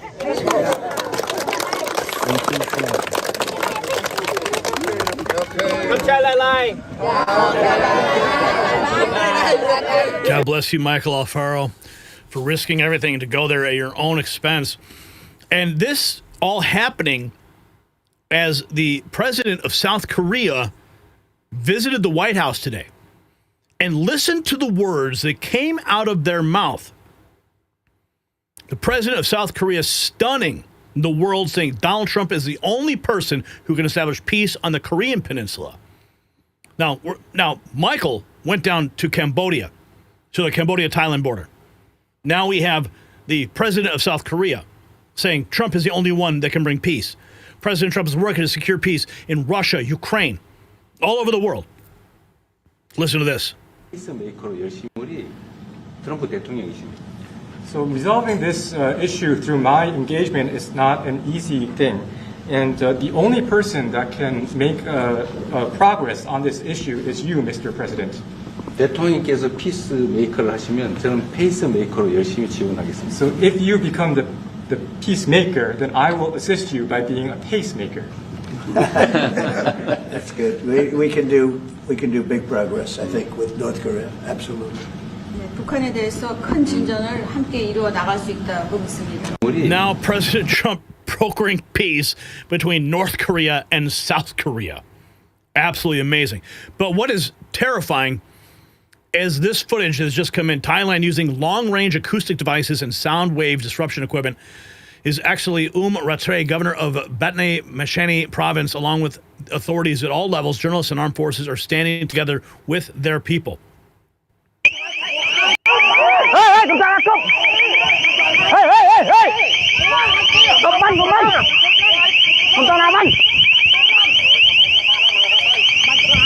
Now, I want to make a note here. What you're seeing villagers with bamboo sticks, okay? Fearless. Facing off against aggressive Thai soldiers. Right there.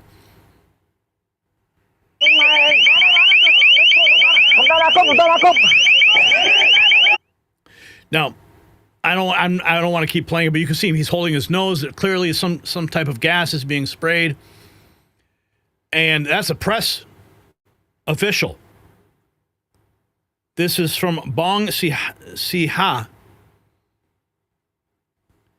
This is footage you'll never see presented by the mainstream media.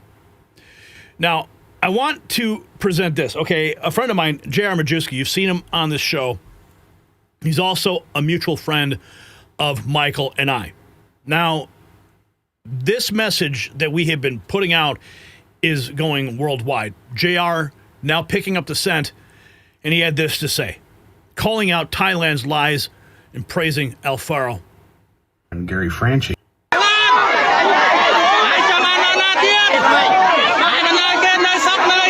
So what is that? Well, that is a bunch of soldiers from the Thailand military assaulting Cambodian civilians after they agreed to a ceasefire.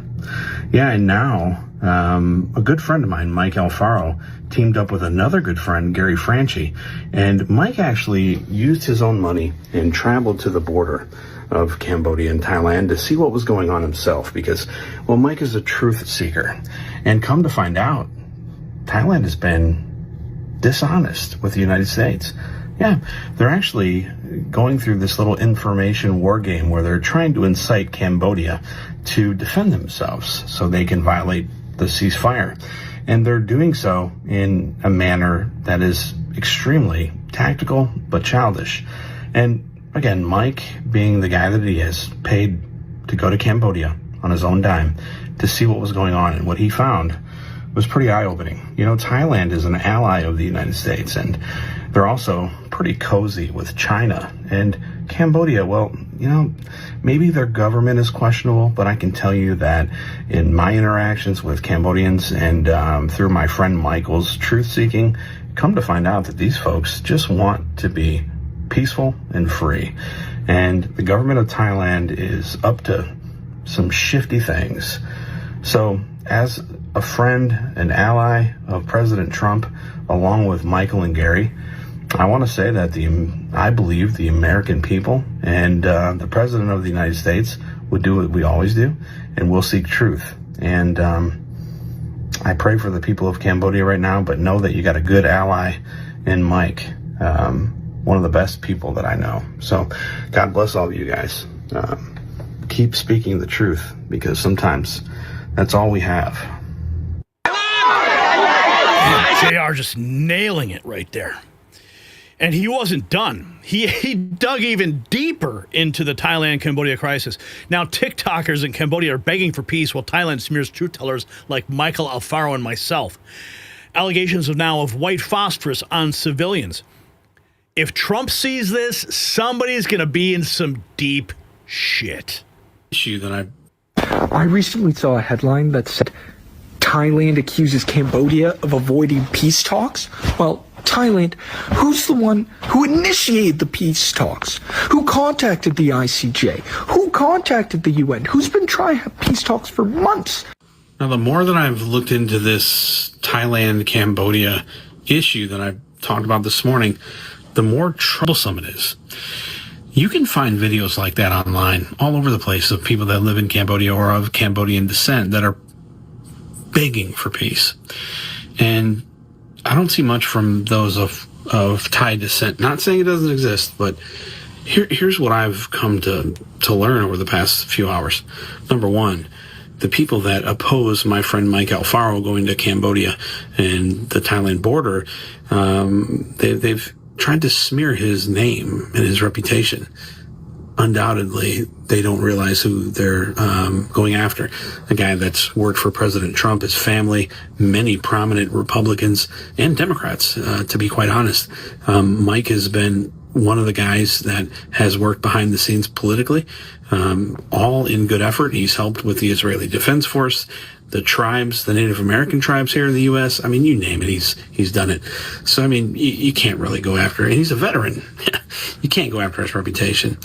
But this is what people do when entities, this is what they do when they don't want the truth coming out.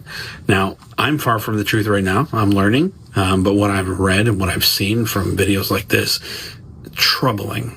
Absolutely troubling. There's accusations that the Thailand government has used white phosphorus on innocent civilians. Look, I'll just end it with this. If all of this is true, and the President Trump finds out about it, somebody's going to be in deep shit. And the fact that someone that he knows and respects, like Mike Alfaro, has gone over there and done some due diligence, I think it's going to pay some huge dividends. I don't know. What I've seen from people online is a very distinct difference from what we hear in the United States. So if you're watching this video, regardless of where you stand, I would encourage you to look into this. This is quite possibly one of the worst humanitarian issues that we have right now, with severe implications in Asia that could affect the United States overall. So, again, praying for the people in Cambodia. Holy cow. I recently saw a headline that said... Yeah, this is serious, folks. I don't think you guys recognize just how serious it is. Here, Watch how villagers, check this out, villagers clashing with Thai soldiers over barbed wire. After Thai and Cambodian military talks to ease border tension, protests broke out in the Chokche village as Cambodian villagers confronted Thai soldiers laying barbed wire on their land, allegedly. Look at this footage. I mean, this is all happening. Some wielding sticks. Tensions flared on Monday at Chokche village in Bante Menchi province when Cambodian villagers confronted Thai soldiers allegedly laying barbed wire on their land, following high-level talks to ease Cambodia-Thailand border disputes. The protest erupted at 2:30 p.m. at the Chukche checkpoint in O Bachoan commune, O Krav district, as villagers, some wielding sticks and knives, pushed back against armed Thai troops who did not fire their weapons. Phone Piseth, a Poipet resident visiting the village, told Kira Post that around 50 Thai soldiers attempted to install the barbed wire, prompting villagers to defend their territory. Cambodian soldiers were present, but stayed back to avoid escalating tensions. Kim Sraymam, a 45-year-old local, heard of the protest from nearby residents, confirming attempts to stop the Thai soldiers. A 5 p.m. live stream by journalist San Bunthon showed villagers and monks at the site. Thai outlet Kayosod English claimed Cambodian soldiers encouraged villagers to dismantle the wire in what it calls Ban Nong Chan Sakayo. Kira Post sought clarification from government spokesperson Pen Bona, who deferred to the Ministry of National Defense, which had not responded by publication. A 4 p.m. press conference by spokesperson Maili Sochiata only addressed a morning meeting of the Cambodia-Thailand Regional Border Committee, leaving the protest unaddressed. The incident underscores ongoing border frictions despite diplomatic efforts. So this is ongoing, folks. We are tracking it every single day because it is time for President Trump to intervene. Here we have this. Heavy artillery and Grad rocket shelling reported along the Cambodia-Thailand border. Thai MFA urges citizens in Cambodia to leave immediately and advises against all non-essential travel until tensions ease. So the Thai MFA urging citizens in Cambodia to leave. It's $9.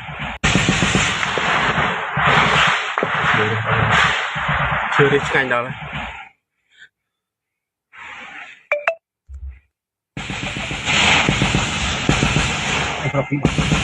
I mean, you can hear the gunfire. Here is a post announcement of Thai people in the case of tension between Thailand and Cambodia. Following the current tension situation along Thai-Cambodia border line, the Ministry of Foreign Affairs asked the Thai people residing in Cambodia to leave Cambodia as soon as possible and the unnecessary Thai people to refrain from traveling to Cambodia until the situation is resolved. So you heard the gunfire. It's definitely breaking the ceasefire that President Trump worked so hard to create. Thai media reporting the Royal Cambodian Army attacking Pham Dong. This is from July 24th. Now, this is one of the claims that they're stating that Cambodia struck first. Now, it's no secret that there have been tensions brewing between all of these nations together. Thailand Defense Ministry confirming Royal Thai Air Force F-16 launching precision airstrikes on Cambodian positions July 24th. In response, Cambodia filed multiple BM-2 Grand rockets at Thai border towns. Footage shows rocket launching from western Cambodia moments ago. In response, major clashes breaking out in July 23rd. So tensions are escalating in that region. As you know, as I stated, and Michael Alfaro can confirm, President Trump has seen and is fully aware of the situation. We've even heard Marco Rubio, Secretary of State, make mention of it. It is time for the administration to speak stronger. And just like those Cambodians, carry a big stick. It's time. shared border, shared just destiny, why Cambodia and Thailand must honor the ceasefire. This is 24 hours ago. Thailand border marked by unease and distrust. What should be places of reverence and connection have instead become flashpoints of fear where villagers live in limbo. Michael, there, on the ground with those villagers.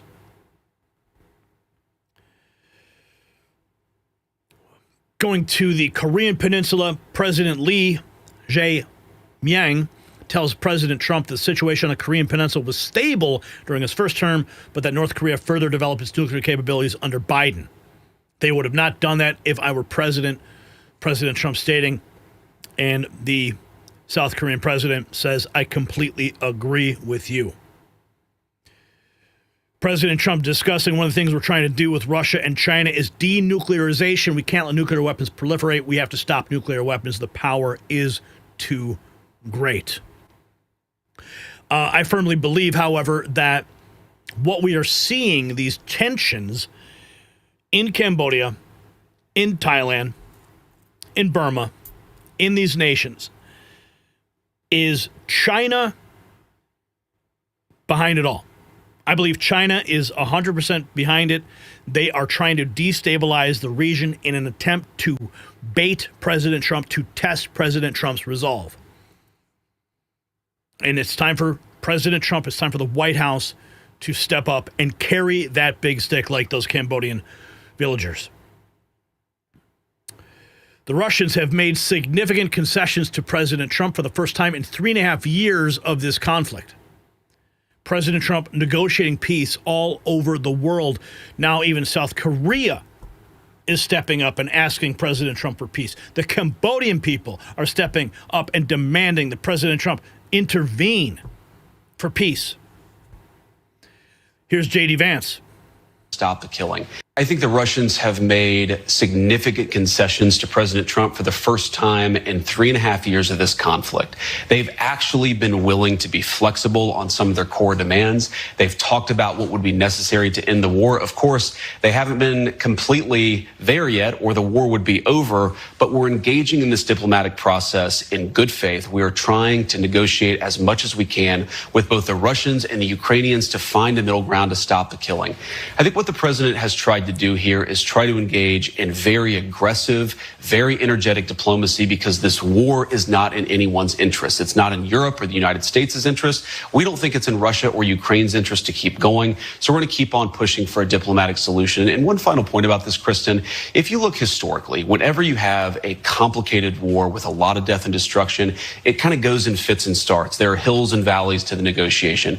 We sometimes feel like we've made great progress with the Russians, and sometimes, as the president has said, he's been very frustrated with the Russians. And we're going to keep on doing what we have to do to bring this thing to a close. I don't think it's going to happen overnight. I think that we're going to continue to make progress, but ultimately, whether the killing stops, that determination is going to belong to whether the Russians and the Ukrainians can actually find some middle ground here. Well, I think So, President Trump working for peace all over the world, and I have Michael Alfaro on the phone right now. I spoke with Michael earlier today. He brought what you just witnessed with those villagers with their sticks. Michael, what's your reaction so far, and what have you learned? Well, I think the footage speaks for itself.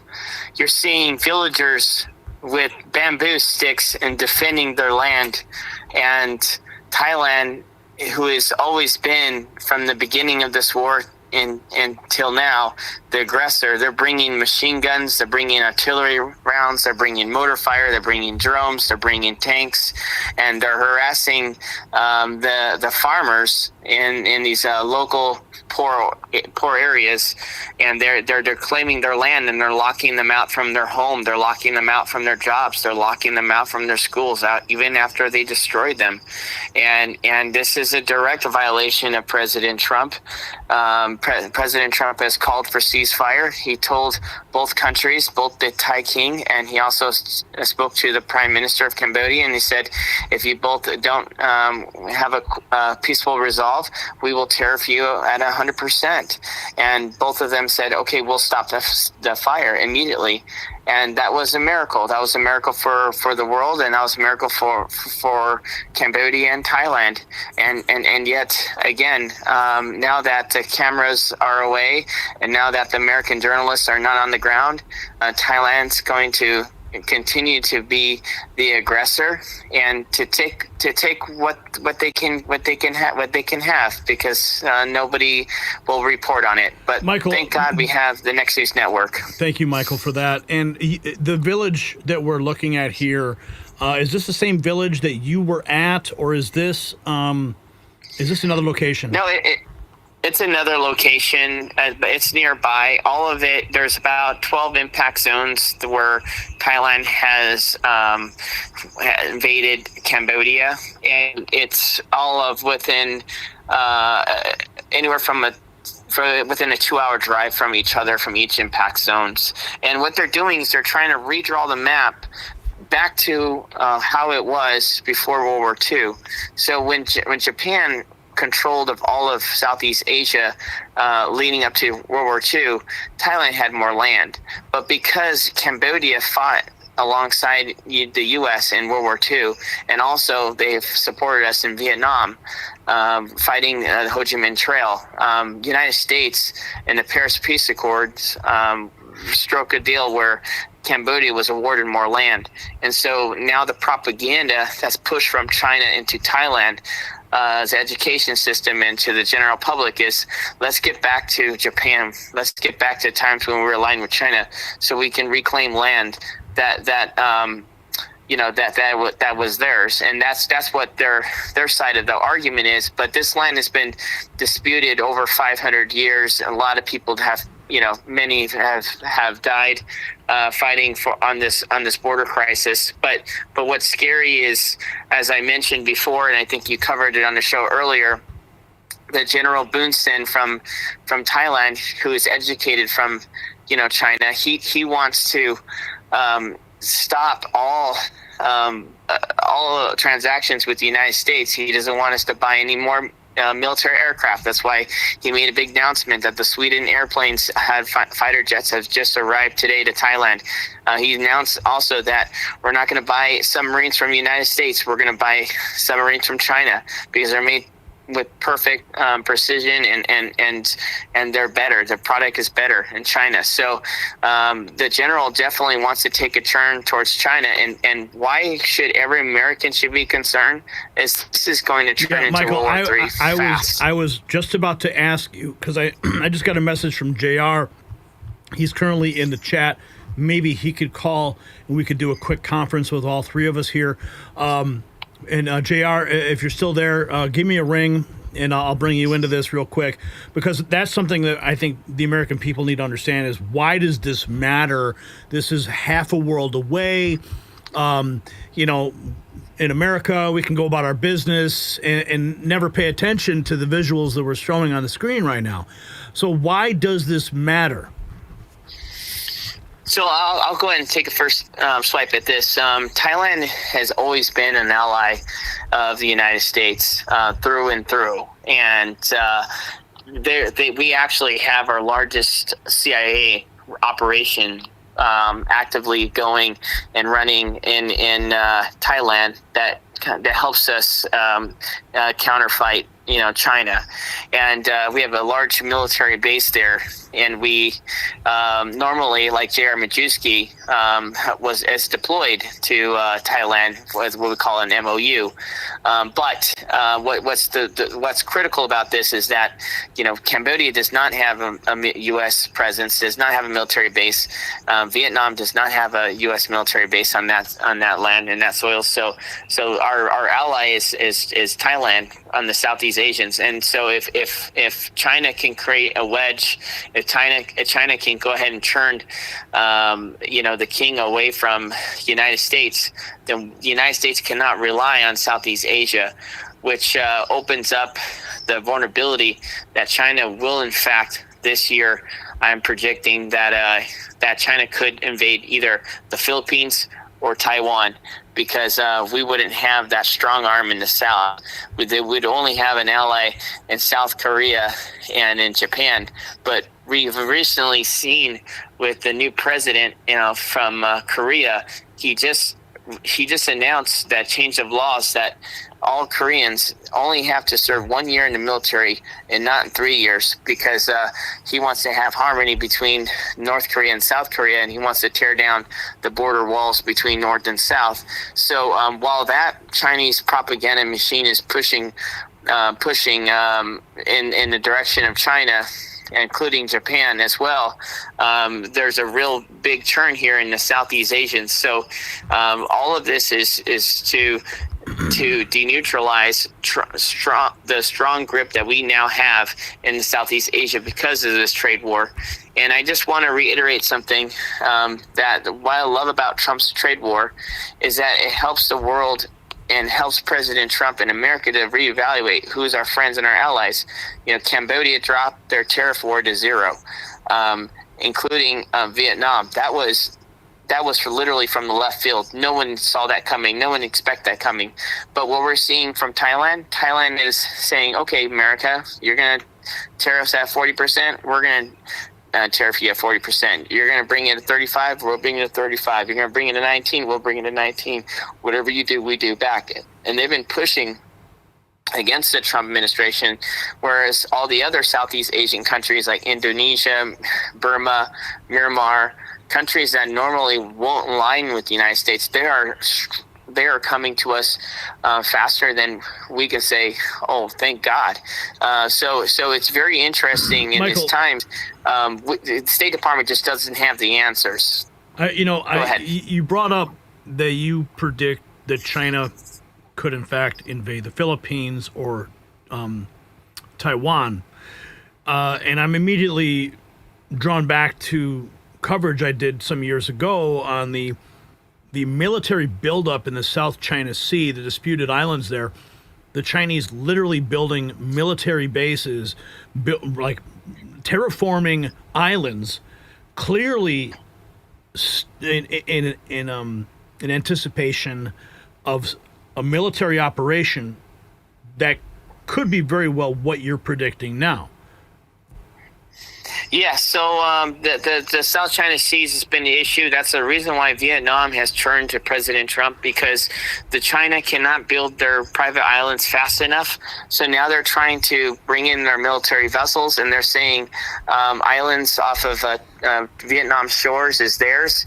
And Chairman Tu Lam, who's a strong leader like President Trump, he's saying, no, not on my watch. That's not your island. That's our island. And they're fighting back. And so that's why he's cooperating with the United States, and he's allowing, for the first time ever, the United States can now park their vessels in that region. And in fact, President Trump has donated a warship to Vietnam, so that way the Vietnam can actually have the capacities to patrol their own waters and push back on China. And so you mentioned a good point here, because why does the general want some of this area in Cambodia? Well, because that area has some natural resources. They have oil, they have raw earth minerals, and if they can occupy that area, because they have the capital and the investments tied in with the big banks with China, they can go ahead and dominate that area, and it will benefit China, not the United States. And so so the problem is that Cambodia doesn't have the resources, the financial infrastructure to invest and to capitalize on the resources that they have, and the oil in the oil capabilities and even the rare earth minerals. They don't have the education, the training, the skills, and the resources. And so China is, again, using Thailand as a proxy for their gain, but it's also a test to see if President Trump, how he will respond. Is he going to be delayed in his response? How is he going to do his move? And I think Trump can quickly solve this problem, just mandating both Thailand and the Cambodian leaders to come to the White House and to hash it out and to come up with a resolve. Otherwise, Thailand is going to have to be tariff. And I think if he does that, then the party that aligns with the United States, who just truly doesn't want this war, I think they will eventually can speak out against the military party, and then they can maintain control, and we can continue to look at Thailand as an ally. So this is very untreaded waters, and the problem with right now with the trade war and speaking and constructive criticism to it, the problem is that everyone doesn't want to be on the wrong side of Trump. So the world is watching. The world knows, but the world won't step out and say and make a choice, because if they're on the wrong side of Trump, they don't want to feel the consequences of Trump's tariff. So that's the problem, is that the world is literally waiting for Trump, and while the world is waiting, Thailand is going to continue to see what they can get away with and to test Trump's resolve. But the facts are the facts. This general is no longer buying from Lockheed Martin and from Boeing, and he's buying aircraft from Europe. He's also, gone off and saying that we're going to buy, Chinese submarines. So I know historically, Thailand and the United States has always been a great ally, and it's always been a great trusted partner in the Southeast Asians, but you have to judge about the here and the now. This is a new world that we're living in, and Trump is reshuffling the cards and seeing who's who and who truly has America's back. And those who do have America's back, you will be rewarded. I believe that. But again, back to your point, your question, the problem is that yes, China is looking for leverage in the South to open the door for invasion in Taiwan or the Philippines. They want one or the other of the island, whatever one opens up first. And by causing this disruption here in Thailand, it totally opens the door quickly for them to attack. And I also want to educate the viewers.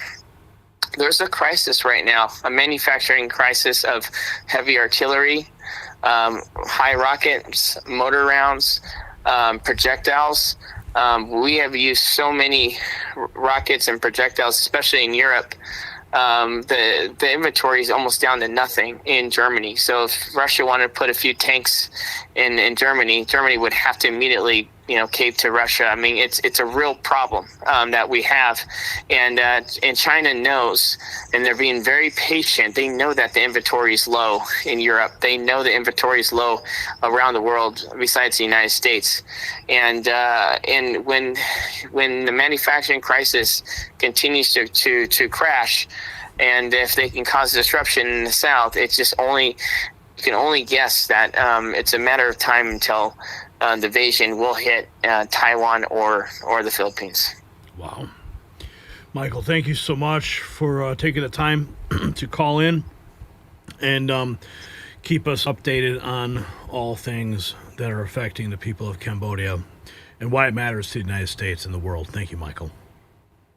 Thank you for having me. All right.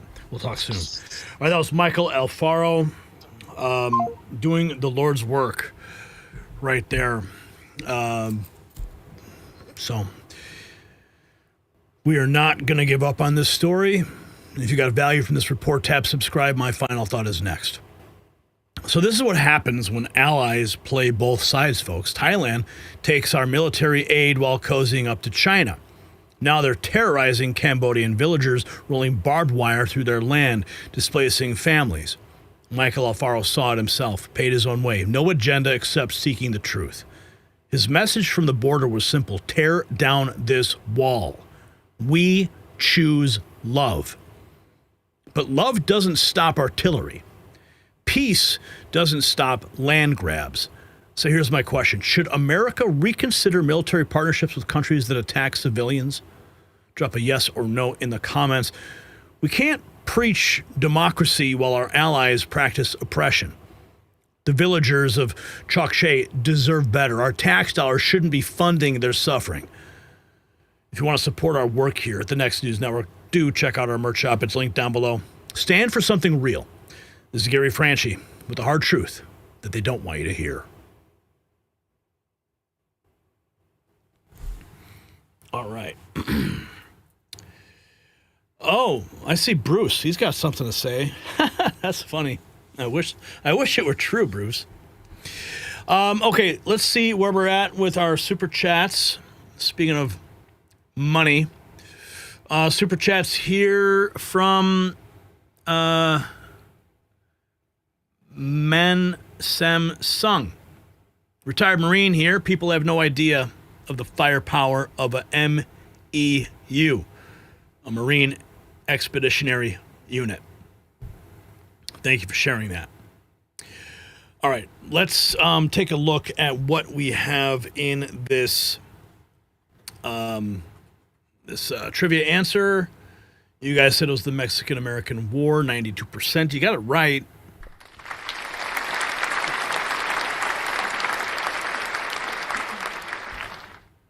The Mexican-American War, establishing borders, has always been bloody business. Okay, now we're going to take you to the Cracker Barrel investigation. A little lighter side of the news I think you guys will appreciate. First, the trivia question. Which iconic American restaurant chain started in a gas station in 1969? Was it A, a Cracker Barrel in Tennessee, B, a drive-through dental care, C, Exxon's Exotic Eats, or D, Shell's Shellfish Shack? Well, I will let you guys answer in the chat or in the poll or in the comments. Yes, the lighter side of the news. My investigation.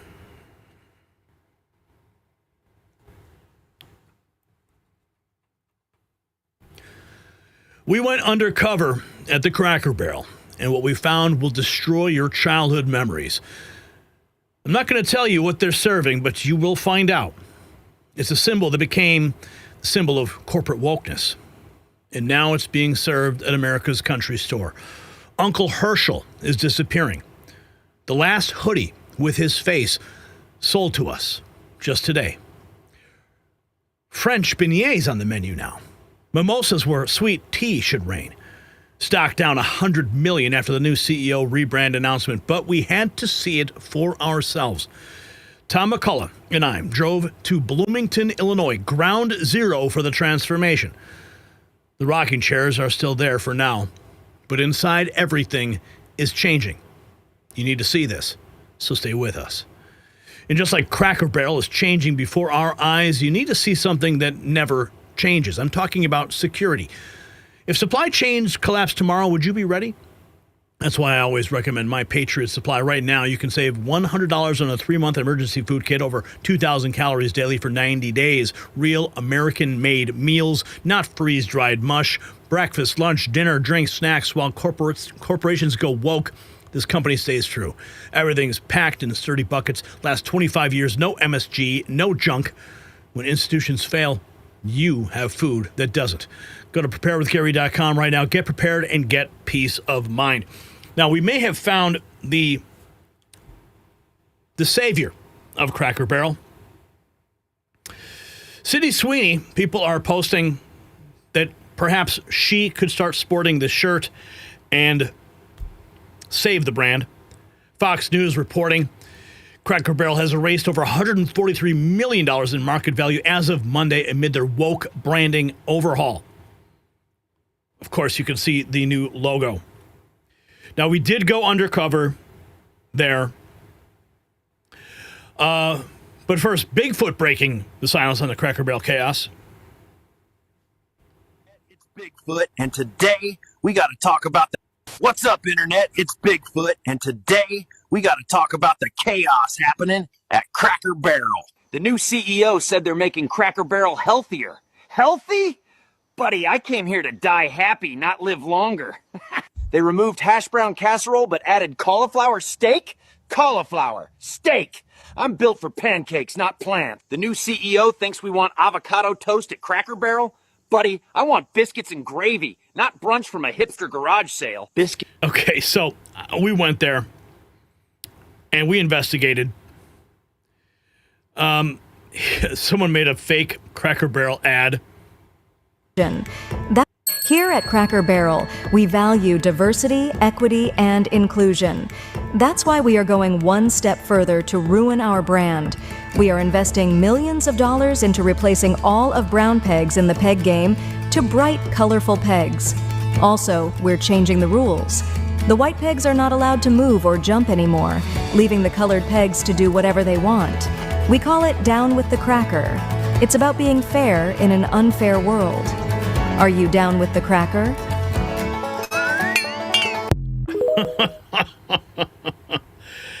So without further ado, here is my investigation into the Cracker Barrel.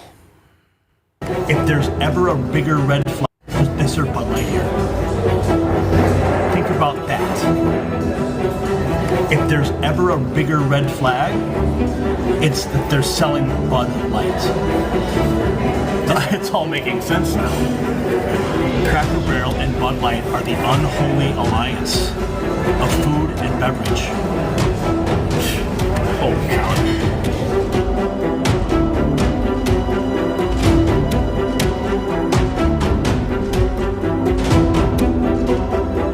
We are on assignment investigating the Cracker Barrel Old Country Store. Tom McCullough, Gary Franchi, investigating. We're going to find out if the old man lives or dies. This Cracker Barrel does not appear to have been molested yet by the new woke CEO. We're going to find out. You can see we are at the Cracker Barrel. We're in Bloomington, Illinois. We're in the heartland investigating to find out what this new Cracker Barrel looks like, if this Cracker Barrel has in fact been affected by the new woke CEO. And we're going to report our findings after this.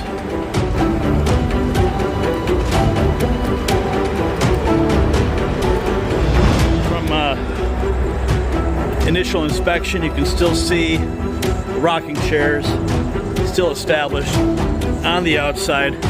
The old man, the uncle, still on the logo. Americana is still alive and well in this Bloomington, Illinois Cracker Barrel. But will the inside tell a different story? How you doing, sir? How was your experience today at Cracker Barrel? Fine. Awesome.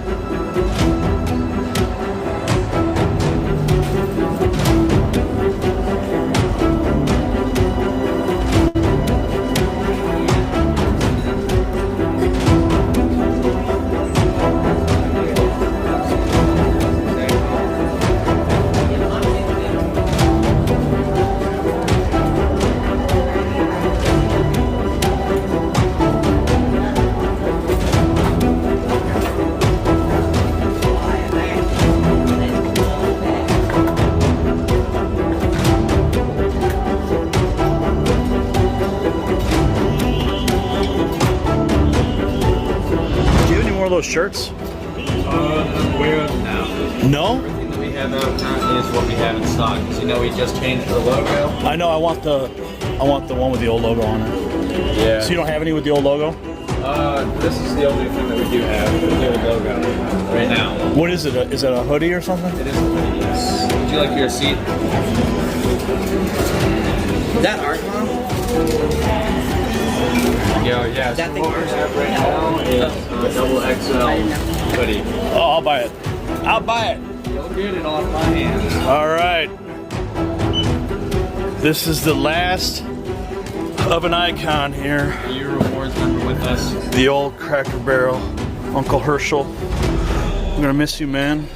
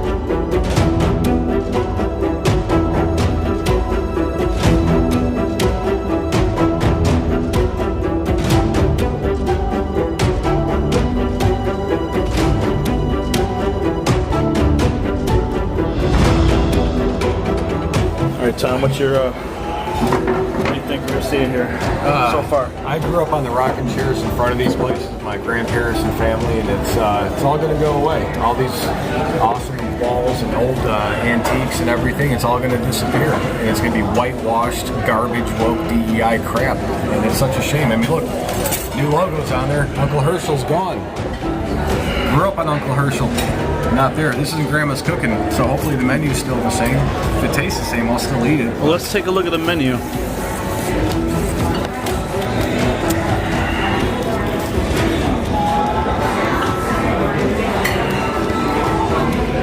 An interesting little story about Cracker Barrel most people don't realize is that they actually went woke before this new CEO took over. I did a deep dive into the woke infection of Cracker Barrel, and they largely flew under the radar. They didn't make any big moves announcing all the diversity, inclusion, equity, stuff like that. It was very quietly done, so there was no knee-jerk reaction to the stock market like we saw when they lost $100 million. Well, the new CEO took over and decided they were going to change the logo, change the entire look of Cracker Barrel. And in doing so, that's a major move, a very big stock signal, and the public is currently pushing back. Now, I haven't checked the stock as of today, but when the news broke, $100 million in stock value evaporated. In normal circumstances, I think the CEO would make a big announcement. They've just only doubled down. So we're here at the Cracker Barrel right now, enjoying some of the last moments before it turns into just another Starbucks or a McDonald's or, just sort of sterilized environment that basically erases history, erases the nostalgia, which is really what makes Cracker Barrel what it is.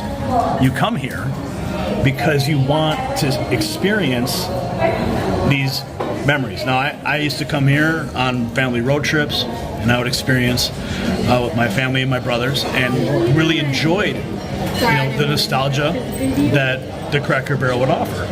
Now, is it gonna happen? Are we still gonna have those feels when the new Cracker Barrel takes over? That remains to be seen. But the public is really pushing back big time. And I did ask some folks outside, and I asked them, what do you guys think? As they were walking out, what do you think about the new logo change? And they simply said, shouldn't we just embrace the change? And I said, well, that's really up to you if you want to embrace the change. Some call it progress, some call it regress, whatever you want to call it. But the fact of the matter is heritage is heritage, nostalgia is nostalgia. And if you can't have those things that give you those memories, those feelings of youth when you would go on those road trips and you would sit down at these tables and you would have these meals with your family, on your way to Florida, those feelings go away because the nostalgia's gone. And that's exactly what this place represents to me, at least. All right, so I decided to go with the Country Boy, 3 eggs. I went with the sugar-cured ham. They're gonna have the biscuits and gravy there, and some grits and hash browns on the side. And Tom, what did you decide to get? I got Grandpa's Country Breakfast, it was called. Yeah, Grandpa's Country Fried Breakfast with country fried steak and biscuits and gravy with some hash brown casserole and fried apple slices. Should be tasty. Gonna wash it down with the iced tea and a Coca-Cola. Coca-Cola. At least it's a good American brand that ain't going anywhere. Coca-Cola? Yeah, no, they went backwards on their Coca-Cola. Oh, did they? So, yeah, so well, they learned. They learned. Yeah, go woke, go broke, guys. Yeah. Now we're gonna wait and see how this food turns out. And she's changing it all up, and it's those comments won't go. So we're gonna go through the menu as we wait for the food.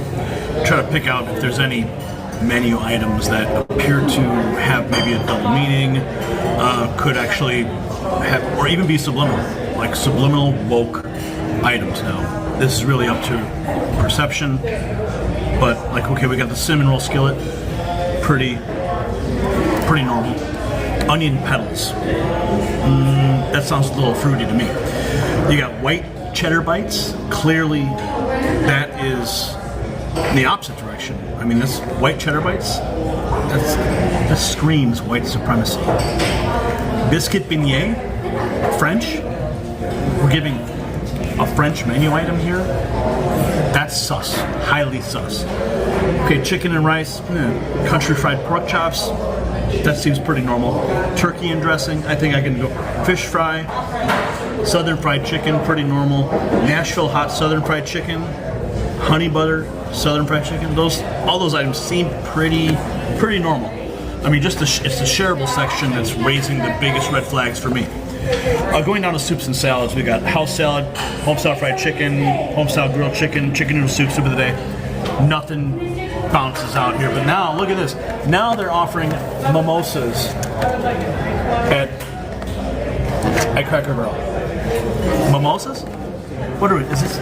We're trying to. Is the new clientele soccer moms? Like trying to unwind on a Sunday? Is that part of a old Southern charm? Mimosas? Is it? I don't know. Maybe you guys can correct me in the comments here. But they've got strawberry, peach, and orange. Maybe they're trying to appeal to a different clientele. I don't know. Bloody Marys, classic margaritas, strawberry margaritas. You can have a cocktail here now. I didn't know that. I mean, I guess I never came here when I was old enough to drink. So, I mean, you get Bud Light. They serve Bud Light here. Think about that. If there's ever a bigger red flag, it's that they're selling Bud Light. Now it feels, it's all making sense now. Cracker Barrel and Bud Light are the unholy alliance of food and beverage. Holy cow, dude. We are connecting dots here that should not be connected, but they are. From onion petals, biscuit beignets, Bud Light. I think I'm speaking pretty loud here. I mean, that's just the beginning, folks. I haven't even got through the whole menu. We don't need to. I think we basically can create a verdict just on this menu alone. We can close the book on Cracker Barrel. But soon that food's going to be here, and I'll give you my final verdict. The country fried steak. Oh yeah, that's me. Thank you.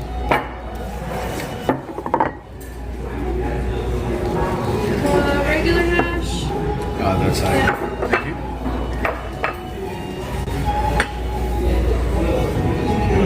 Fried apple. Perfecto. Yeah, I'll take it. Thank you. Biscuits like that, I just couldn't carry it. Oh yeah, no, thank you.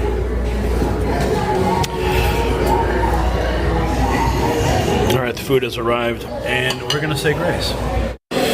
So, food looks good. Nothing here to worry about here. Ham looks a little bit dry. Eggs look nice.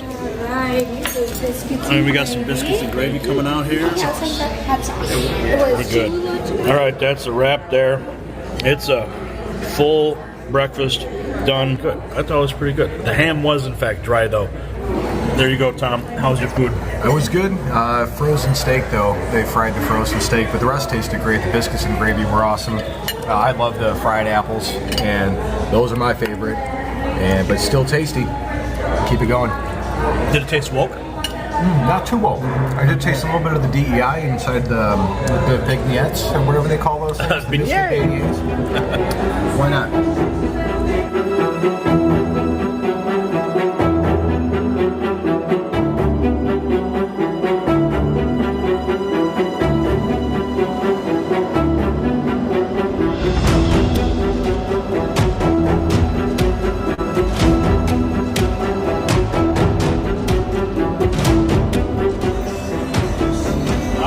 Finished the meal. Got the last hoodie with Uncle Herschel on it at the Cracker Barrel. I can confirm with 100% certainty there are only 2 bathrooms in there, one for males and one for females, confirming that the woke DEI ideology has not fully permeated the Cracker Barrel yet. I did not find a trans bathroom or a non-binary bathroom. It was very simple, men or women. So that's good news to report. Likewise, the food was great. Like I told you, the ham was a little bit dry. But I think for now, we can close the book on the Bloomington, Illinois Cracker Barrel because they have not succumbed to the new CEO's demands. That chapter has yet to be written. For the Next News Network, I'm Chief White House Correspondent in Bloomington, Illinois. They serve Bud Light here. Think about that.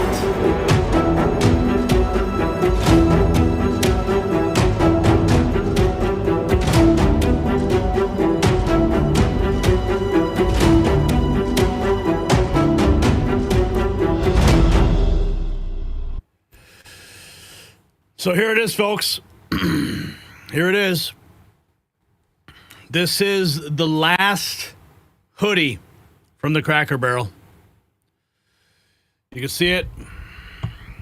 Uncle Herschel still on this shirt, but not for long. Sad day for Cracker Barrel. But they are serving Bud Light, which makes all the sense in the world. If you got value from this report, tab subscribe. My final thought is next. So they're erasing America one restaurant at a time, folks. Bud Light at Cracker Barrel. Think about that unholy alliance, Uncle Herschel, vanishing from merchandise. French beignets and mimosas replacing country cooking heritage. The new CEO lost $100 million in stock value and then doubled down. We went all the way to Bloomington, Illinois to witness the death of nostalgia firsthand. The food still tastes like memories, but for how long? When Cracker Barrel falls, we lose more than restaurants. We lose the places where families connected on road trips, where America felt like America. So here's my question for you. Will you still eat at Cracker Barrel knowing that they serve Bud Light? Drop a yes or no in the comments, because this is more than about food. It's about identity. You can check out our merch shop down below. At least our gear still stands for something. This is Gary Franchi saying, save your memories while you can.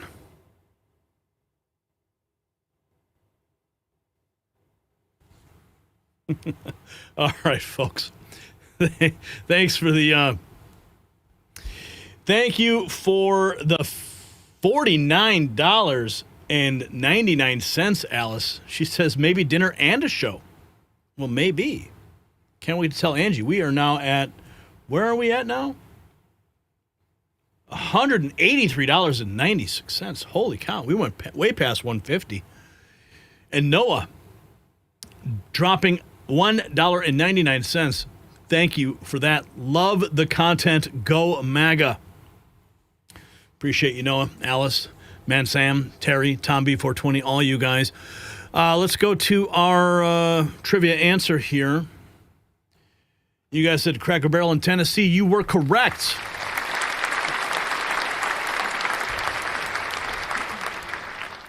A Cracker Barrel in Tennessee, born at a gas station, now abandoning its roots. So, folks, what a show we've had today. We started in Washington, D.C., where President Trump accomplished what decades of politicians couldn't. 11 days without a murder. Crime down 35%. Over 1,000 criminals arrested. 700,000 Americans freed from living under criminal rule. The National Guard isn't hiding anymore. They're armed, they're proud, and they are getting the job done. But Chicago's mayor would rather see his citizens die than accept that same help. 13 straight years as America's murder capital, and Brandon Johnson's response? He's calling for violence against federal troops. That's not leadership. That's choosing gangs over families and chaos over peace. Then we expose John Bolton's dirty secret. The FBI raid wasn't about just some book deal. We have the footage. Bolton walking alone to a Qatari palace in 2020. No security, no official business, just a swamp creature doing what swamp creatures do. Selling in America for foreign cash. Allegedly. 50 years in Washington, and that's his legacy. And down in Venezuela, our warships are in position. 4,000 Marines ready to end Maduro's narco regime. While Democrats defend sanctuary cities, Trump's cutting off the drug pipeline at its source. And all those ships, they're not there for show. The Venezuelan people are waving our flag, begging for liberation. On the Cambodia-Thailand border, Michael Alfaro witnessed what our tax dollars enable: Thai forces terrorizing villagers, laying barbed wire where children should be playing. Our ally playing footsie with China while attacking civilians. And Alfaro's message, it was simple: tear down this wall. But it takes more than words to stop artillery. And yes, we investigated Cracker Barrel. They are serving Bud Light. Uncle Herschel is disappearing. French beignets and mimosas replacing country tradition. $100 million in stock value gone, but the CEO doubles down. When Cracker Barrel goes woke, we lose more than a restaurant. We lose the America that we remember. So to everyone who sent in Super Chats and Rumble Rants today, thank you for making your voices heard. Your support keeps independent journalism alive. Your messages remind us that we are not alone in this fight. So tell a friend about the Raw Feed. Text them the link. Share it on social media. The algorithm cannot stop word of mouth.